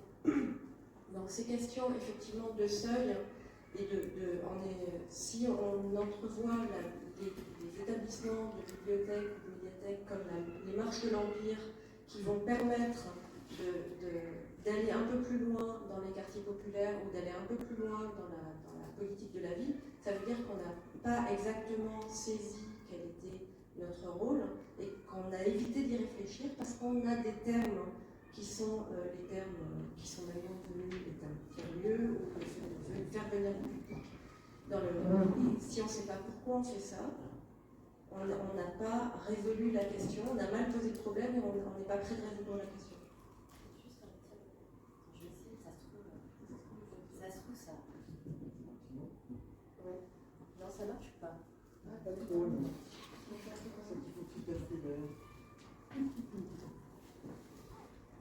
Juste pour rebondir sur la notion de tiers-lieu, parce que du coup on est allé creuser quand même après pour comprendre un peu, on a repris les morts de Maître Servet, on a repris Oldenbourg, on a repris aussi ce qu'il y avait avant Oldenbourg, parce qu'en fait on a beaucoup importé Oldenbourg avec notre culture finalement bibliothéconomique, on en a fait quelque chose qui est assez distant de ce que c'était à l'origine en analyse socio-urbaine. À l'origine, avant Oldenbourg, il y a Jane Jacobs, sur laquelle il s'appuie fondamentalement, qui analyse la question de la ville, de comment il faut arrêter de faire des quartiers fonctionnels, d'affaires urbains, d'affaires, d'habitation, etc. Et qui montre la nécessité, le fait que la ville c'est un écosystème et qu'au sein de chaque quartier, il faut une grande mixité de lieux de fonction qui se mélangent pour que des gens se mélangent, pour que des gens se rencontrent, pour que les espaces publics soient vivants, animés et qu'il y ait des liens faibles et pour que cet ensemble fonctionne de manière démocratique. Oldenbourg, il arrive après ça, il prend cette réflexion qui est une analyse systémique et sociopolitique de la ville. Il réduit un petit peu l'analyse de Jane Jacobs en faisant une typologie en 3 lieux et il décide de faire un focus sur l'un des lieux en montrant en quoi ça manque aux États-Unis, dans certaines villes, et en quoi ça manque à la démocratie. Et on l'a repris à partir de la question du lieu. Mais en fait, à la base, c'est une analyse de la ville. Et en fait, le 3e lieu ne vaut qu'en tant que partie d'un ensemble qui est la ville, dans une logique d'analyse urbaine de comment la ville peut aider à construire la démocratie. Et du coup, alors, je ne dis pas que le 3e lieu, c'est pas bien, au contraire, je veux dire, ça a apporté une transformation hyper positive, intéressante et nécessaire des bibliothèques. Hein, mais là, je veux juste creuser un peu les failles de la manière dont on a emporté. Si on réimporte en fait le tiers-lieu avec ces analyses socio-urbaines, on voit bien que la tentation de centralisation que ça a créé chez nous, on est à la fois le lieu culturel, le lieu de l'inclusion numérique, on fait le social, on fait l'éducatif, on fait la place publique, on fait le lieu public, on fait un peu tout. Alors c'est chouette, puis c'est très vendeur, hein, parce qu'en plus c'est du tout en un, ça coûte moins cher. On met ça dans un quartier qui va pas bien, ça va tout faire. Je veux dire, il y a un idéal derrière, mais un idéal assez désirable. Mais le problème, c'est qu'à la base, dans l'analyse socio-urbaine, ça repose sur l'idée que le tout est plus que la somme des parties. Mais encore faut-il qu'il y ait des parties qui composent ce tout, des parties singulières, des parties complémentaires les unes des autres. On fait solidarité avec qui s'il n'y a que la médiathèque dans un quartier qui va pas bien? S'il n'y a pas un commerce à côté, s'il n'y a pas un espace social, s'il n'y a pas un espace éducatif, je pense en fait, on risque juste, au lieu de tout régler en étant tout, d'être le réceptacle des difficultés du quartier, parce qu'on sera tout seul, on pourra s'appuyer sur personne d'autre. Donc dans cette notion de tiers-lieu, nous, ce qu'on invite dans le bouquin, c'est à reprendre l'analyse socio-urbaine qui était à l'origine de ce concept et qu'on n'a pas tellement réimporté, donc de sortir de cette force un peu centripète, moderniser les espaces, nourrir de nouvelles relations avec le public dans les murs, moderniser, diversifier les services dans les murs pour revenir dans une force centrifuge et se reconnecter vraiment au territoire en affirmant comme très très désirable notre part d'incomplétude. On est incomplet et tant mieux, on a besoin de nos partenaires. Et on n'est pas le social, on n'est pas l'éducatif, on est le culturel en fait. Et c'est à travers le culturel qu'on va travailler le social, c'est à travers le culturel qu'on va travailler l'inclusion numérique. On peut faire de l'administration, on peut faire du remplissage de la feuille d'impôt, mais à la base, c'est pas notre métier. Et qui va faire l'éducation média et à l'information? Qui va conduire à réfléchir sur comment on reste citoyen dans un monde connecté? C'est pas les impôts qui vont le faire. Donc, à un moment donné, ça pose la question de comment on réoccupe sa place et comment on fait tiers. Et la question du seuil, on l'a retravaillé d'un point de vue physique, refaire seuil, montrer que la bibliothèque, c'est pas la rue. On a aussi travaillé en se réappropriant cette question du tiers, c'est-à-dire la médiathèque, si elle n'est pas totalisante, si elle n'est pas conflictuelle, ça ne peut pas être juste le lieu de la synthèse, de la mixité sociale qui se passe super bien, il n'y a jamais un conflit, ça c'est pas la vraie vie, c'est pas la démocratie. Plutôt que l'avoir comme un lieu de synthèse, on invite à l'avoir comme un lieu d'articulation qui tienne compte des tensions, qui tienne compte des antagonismes et qui justement essaye d'être un espace de lien et de passerelle.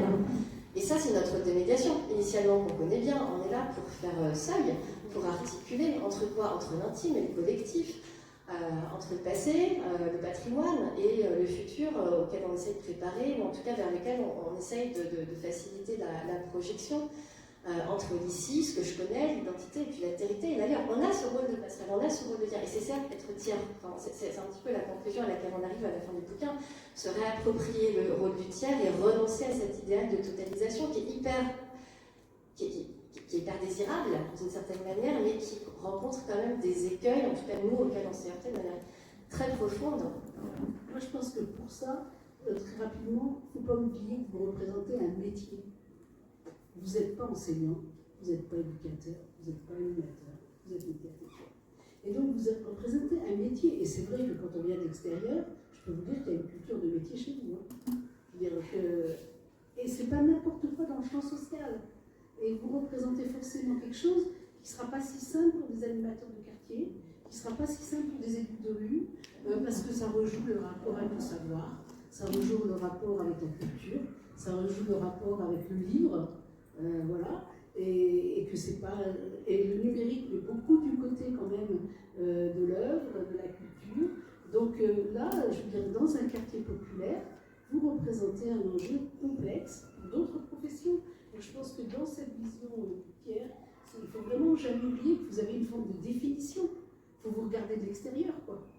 Mais vu de l'extérieur, vous avez une identité d'être, de métier, de ce que vous apportez, qui ne sera pas ce que fait un élu de rue. Voilà. Et je pense que cette entrée par là, elle est importante parce que c'est une altérité. C'est-à-dire, sinon ça devient totalitaire. Ça veut dire que la médiathèque serait dans... Je veux dire, vous êtes pris dans des jeux d'altérité. Il y a des altérités de métier. Et donc, c'est la bonne connaissance des autres, que les autres vous connaissent, qui vont faire aussi que ces jeux d'altérité vont pouvoir faire des projets. Et des fois, quand on fait des projets d'activité, on oublie l'altérité des métiers. Alors qu'au contraire, les projets seront d'autant plus sensibles et appropriés par les jeunes, par exemple, les adolescents, que vous tenez votre rôle de métier. Les jeunes ont besoin de savoir qu'un éducateur, c'est un éducateur, qu'un enseignant, c'est un enseignant, qu'un médiathécaire, c'est un médiathécaire. Sinon, on est dans la confusion généralisée. Et là, on devient très vite dans des rapports d'affrontement jeune adulte. Mais parce qu'en fait, le métier fait plus tiers. Moi, j'ai deux questions.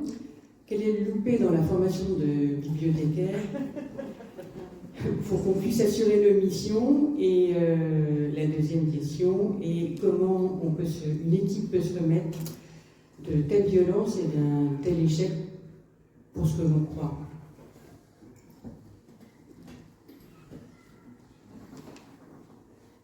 Edgar Morin parle de la manière dont on a beaucoup approfondi les connaissances spécialisées au XXe siècle et parfois perdu de vue la manière dont ces champs fonctionnent ensemble dans une vision systémique. Il dit on a des spécialités, mais finalement l'humain parfois tombe dans des interstices qui se trouvent entre ces spécialités parce qu'on peut pas les ranger.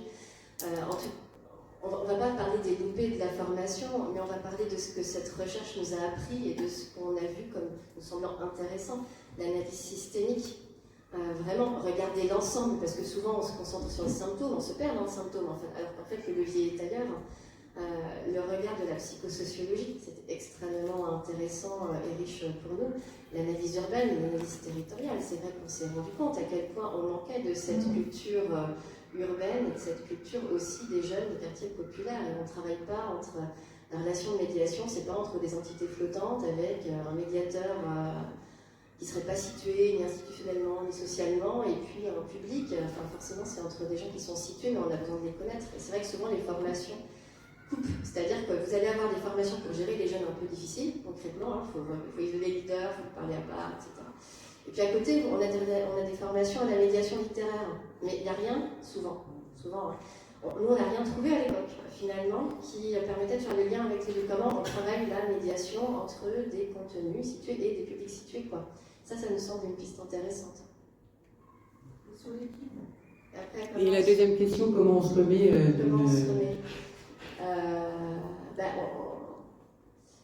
on morfle un peu, hein. L'équipe, elle a beaucoup souffert. Les départs, c'est des passages à l'acte. Le jour où on se met en droit de retrait, ça crée quoi? Ça crée que pour certains collègues qui, depuis longtemps, trouvaient ça difficile, ils se disent là, c'est grave, et maintenant c'est fini, il faut que je cherche ailleurs. Ils s'en vont. Hein. C'est ça, finalement, le passage à l'acte arrive au moment où la solution se solutionne, la situation va mieux. Donc l'équipe, elle a souffert. Je pense qu'aujourd'hui, ça va mieux. Il y a eu aussi un renouvellement, les gens sont partis. Donc il y a peut-être aussi une partie de cette histoire qui s'est un peu mise à l'arrière. Mais en tout cas, je pense qu'il y a pour beaucoup de collègues, je pense qu'il y a beaucoup de gens pour qui les blessures sont restées un peu vives, même si du temps a passé et que ça va mieux. Hein. Enfin, je sais pas, Marion, ce que tu en penses. Oui, je suis assez d'accord, mais il y a eu aussi quand même un effet, on parlait tout à l'heure de la réassurance collective et de la solidarité, il y a eu aussi un effet de recréer du collectif, parce que malgré tout, ce fameux droit de retrait, il a été exercé collectivement, sauf une personne qui n'a pas souhaité, et du coup il y a eu quelque chose du commun, on vit ça ensemble, on traverse ça ensemble, on comprend qu'il y en a qui aient besoin de partir, on comprend qu'il y ait des nouveaux, qu'il n'y ait pas l'historique, mais malgré tout ça a recréé quelque chose dans l'équipe aussi. Sauf erreur de ma part, vous me direz si je me trompe, vous avez fait une chose qui est très étonnante de l'extérieur, très surprenante, c'est que plutôt que justement de vous replier sur vous-même, d'effacer ce qui s'était passé, ou de passer à autre chose, vous êtes confronté pendant très longtemps à ce qui s'était passé pour essayer de le comprendre et pour aller plus loin dans la compréhension de tout. Et ça, c'est remarquable, très engageant, mais manifestement, ça semble vous avoir fait du bien aussi. C'est sûr que faire le bouquin et continuer à réfléchir, en tout cas pour nous deux qui avions eu la chance d'être engagés dans ce projet, ça a été un travail aussi de résilience. Mais on a bien compris qu'on n'était pas juste les victimes de la violence des jeunes, qu'on était un acteur d'un système et d'une situation qui était complexe et qu'on n'avait pas une place passive là-dedans. Donc c'est sûr que le jour où on réouvre, on est stressé, hein, parce qu'on se dit là on joue un peu la dernière carte, si on réouvre, il faut que ça se passe bien. Mais une fois que ça se passe bien, on ne se repose pas sur nos lauriers, parce qu'on voit bien que dans ce qu'on a mis en œuvre, dans notre conception de la mixité sociale, du rôle social, du tiers-lieu, il y a des failles. Les ados, ils sont super, pour ça, ils ne les loupent pas, les failles. Là, il y a un moment où on se dit, maintenant, il faut refonder le projet, et sur quelque chose de solide, et sur quelque chose qui tienne. C'est pour ça qu'on a continué de se confronter à cette crise a posteriori, parce qu'on ne voulait pas, surtout pas, retomber dans des écueils similaires qui aurait menacé la stabilité de la situation à laquelle on était parvenu. Pour nous, il y avait un enjeu considérable à comprendre les ressorts de cette crise pour s'assurer de ne pas y retourner, en tout cas de refaire les mêmes erreurs ou d'y retourner de la même manière.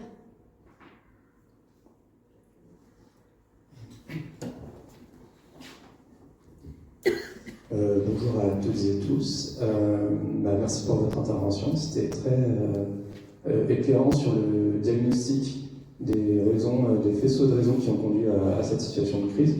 Il y a un petit truc qui a été mis de côté. Peut-être, Joël, vous en avez parlé tout à l'heure. C'était Je ne vais pas vous présenter sérieux, je ne sais pas répondre à des gens. Pardon, je suis juste en auditeur libre ici. Je passe le concours de bibliothécaire l'année prochaine. Moi, j'ai un parcours de scientifique, mais j'ai aussi fait du théâtre beaucoup. Donc, cette notion de tiers-lieu transversal avec accompagnement vers d'autres formes de relations avec les publics, ça m'intéresse aussi.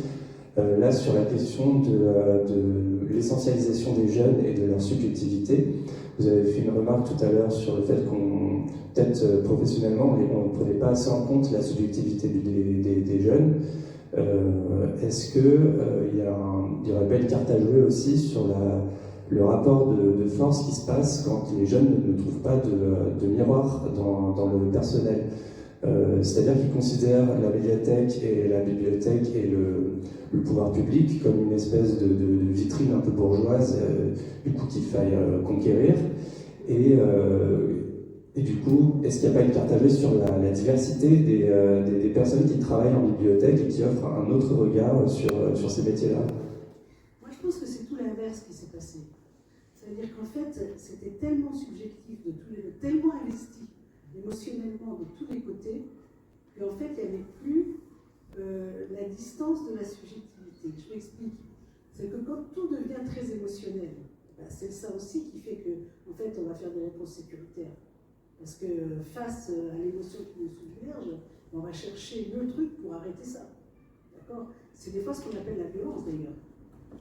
Et puis les peurs que ça peut entraîner, parce que des fois les actes de violence, c'est vrai que par rapport à d'autres pays où je peux travailler, franchement, c'est pas toujours le pire, hein. Mais ça prend des proportions dans nos pays émotionnels incroyables, quoi. Et donc en fait la question de la subjectivité, ça suppose une certaine objectivation. La question, c'est d'objectiver ce qui se passe pour ne pas perdre les émotions qui sont en question et pouvoir se les parler dans une contextualisation. Et ça, c'est l'objectivation. C'est la différence d'ailleurs avec une position a priori objective et un processus d'objectivation. L'objectivation, elle part du cœur de l'émotion qui est des fois très dure à tenir, mais on va l'objectiver, c'est-à-dire on va essayer de comprendre qu'est-ce qui est en jeu dans cette émotion-là. Et là, la situation à la médiathèque, elle était hyper émotionnelle. Ce qui se passait en fait entre ces jeunes et ces professionnels, c'était hyper fort. C'était au point d'être une éthique absolue. Ils étaient en train de trahir en permanence leurs valeurs, la jeunesse, pourquoi ils étaient venus. Ils étaient tous hyper investis, et les jeunes aussi. Les jeunes n'étaient pas du tout dans un rapport de distance avec ces médiathécaires. Pas du tout, au contraire, puisque c'était le seul lieu, en fin de compte, où ils étaient vraiment accueillis. Et puis parce que les professionnels de la jeunesse, eux, ils y avaient mis, eux, par contre, des formes d'objectivité qui tenaient à distance les jeunes. Ben, ils se sont dit, là, on est reçus pour ce moment. Voilà.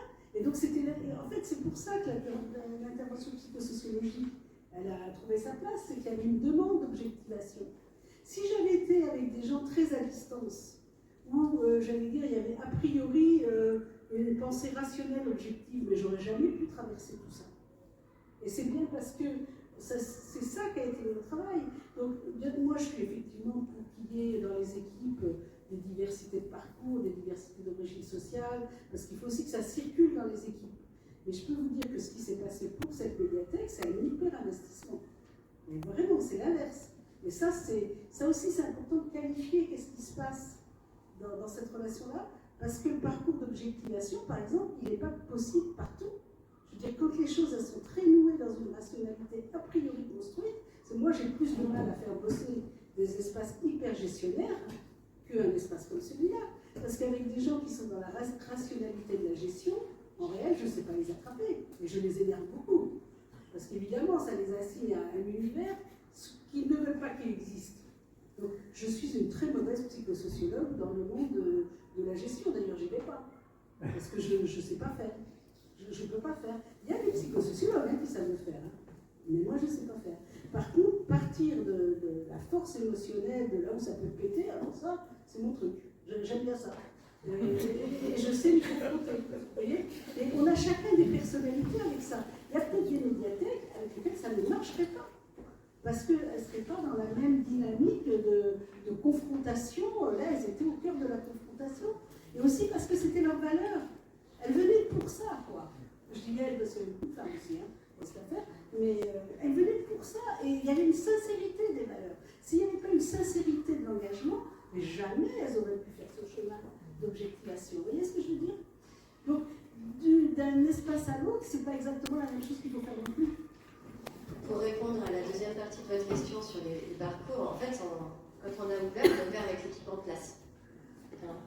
Et il y avait dans cette équipe notamment des gens qui étaient issus des quartiers populaires, qui n'avaient pas forcément fait 5 ans d'études, qui étaient sur des parcours plus diversifiés. Et puis au fur et à mesure, ces gens-là sont partis à la retraite et notre médiathèque, elle était ultra attractive en recrutement. pour chaque poste, on avait... donc en fait, c'est vrai qu'on a eu tendance à prendre beaucoup de jeunes dynamiques, hyper motivés par le projet d'innovation dans une vie populaire. On a été dans une organisation très apprenante, très transversale, qui attirait beaucoup. Alors on a beaucoup diversifié dans le sens des métiers, c'est-à-dire qu'on avait recruté une travailleuse sociale, un designer, on avait recruté des organisateurs de festivals de jeux vidéo, littéraires, un bibliothécaire, etc. Et on s'est rendu compte avec la recherche que, en pensant cette diversification, on avait oublié de conserver la diversité sociale qu'on avait à la base, et on a pris soin un peu après d'être dans les recrutements suivants, d'être plus attentifs à avoir des gens qui étaient aussi dans cette capacité de faire lien avec le territoire, et de jouer aussi ce rôle de passerelle. Donc ça a été repris en compte. Oui, je crois que Dominique. Juste là-dessus, sans être dans des positions spécifiques de médiateurs sociaux. C'est-à-dire que c'est des gens avec d'autres parcours sociaux, mais qui avaient aussi une technicité, au même titre que les autres. Parce que remettre la question à des médiateurs sociaux spécifiques, c'est éviter la question. Et ça ne marche pas. Je sais pas si tu avais des mains. Oui, bonjour tout le monde. Dominique Larry, qui était président du groupe Île-de-France à l'époque, qui a évoqué Hélène, qui a simplement été présent en toute première réunion, pas avec le terrain, mais avec Joël. Et je suis très heureux de voir ce à quoi ça aboutit, parce que à une expérience quand même qui réussit, permet de surmonter, et puis ensuite que vous avez permis qu'on réfléchisse. Alors d'abord, c'était une matinée passionnante, c'est dommage que ça n'a pas été filmé. Ah, elle est filmée. Alors à ce moment-là, je suis content que ça soit filmé parce que on ne va pas être les seuls à en profiter. Parce que ça évoque énormément de réflexions, de pistes, et c'est ce qu'il faut. Je prends juste un petit truc un petit bout de la lorgnette. C'était un équipement attractif. On sait qu'on a besoin dans un réseau, dans un maillage, d'équipements de proximité, d'équipements attractifs. Sinon, les équipements attractifs, on a tendance à les penser sans son environnement immédiat. Là, je vois que c'était le cas. Et donc, on prive finalement l'environnement immédiat d'un équipement de proximité dans la fonction. Donc, il faut toujours faire attention à ça. Peut-être qu'à partir de ces réflexions, il faudrait presque faire des petits cahiers des charges, penser au seuil, penser à la proximité. Et puis, on voit que la question là, du territoire est extrêmement importante parce que dans l'idéal peut-être utopique de la bibliothèque troisième lieu, c'est le territoire de tout le monde, et pas le territoire d'un groupe. Donc, toutes les difficultés là, évidemment. Je pense encore à cette campagne d'affiches de la bibliothèque municipale francophone de Limoges, qui était là certainement complètement sinistrée par les engagements de la municipalité actuelle, avec l'affiche « Comme à la maison ». Donc c'était sympa, c'était très fort comme à la maison, mais à la maison, pas seulement sa maison, la maison de tous. Et ça, c'est la grande difficulté. Alors bravo, et lisons le livre et diffusons-le. Pour conclure, souvent les architectes ne connaissent pas les bibliothèques et ne posent pas la question aux bibliothécaires. Il faut leur faire lire Jim Jacobs, en tout cas, ça c'est une certitude. Et juste pour rebondir sur la formation, le problème aussi, c'est que dans la formation, ou même parfois dans les projets des bibliothécaires, on parle de diagnostic de territoire, on parle de partenariat, mais nous on s'est rendu compte aussi à travers cette recherche qu'on n'était pas allé suffisamment loin sur ces questions, voire même parfois on était totalement resté sur une rive et qu'on n'était pas allé sur l'autre rive. Alors que, et enfin, je peux me remettre en question aussi, diagnostic de territoire, connaissance du territoire, en sociologie, parfois dans les modules de formation initiaux, que ce soit pour les bibliothécaires ou les conservateurs, ce sont des matières qui sont abordées. Je me suis rendu compte à quel point elles étaient à peine effleurées par rapport au travail qu'il a fallu faire pour bien comprendre ce qui s'était joué. Et pour terminer, Joël disait, elle ne connaissait pas les médiathèques et le domaine culturel et de la lecture publique en particulier quand elle est venue. Et là où on s'est totalement emboîté, même s'il y a eu de grosses employades parfois sur la méthodologie, sur la neutralité, mais bon, on a bougé l'un et l'autre là-dessus. C'est que nous, on n'avait pas cette connaissance, à commencer par moi, mais on n'avait pas cette connaissance des milieux de vie juvéniles dans les quartiers, et cette connaissance aussi des éducateurs spécialisés, des animateurs sociaux, alors qu'on pense parfois avoir un peu. Ça, c'est un problème. Eh bien, merci pour cette rencontre et à bientôt.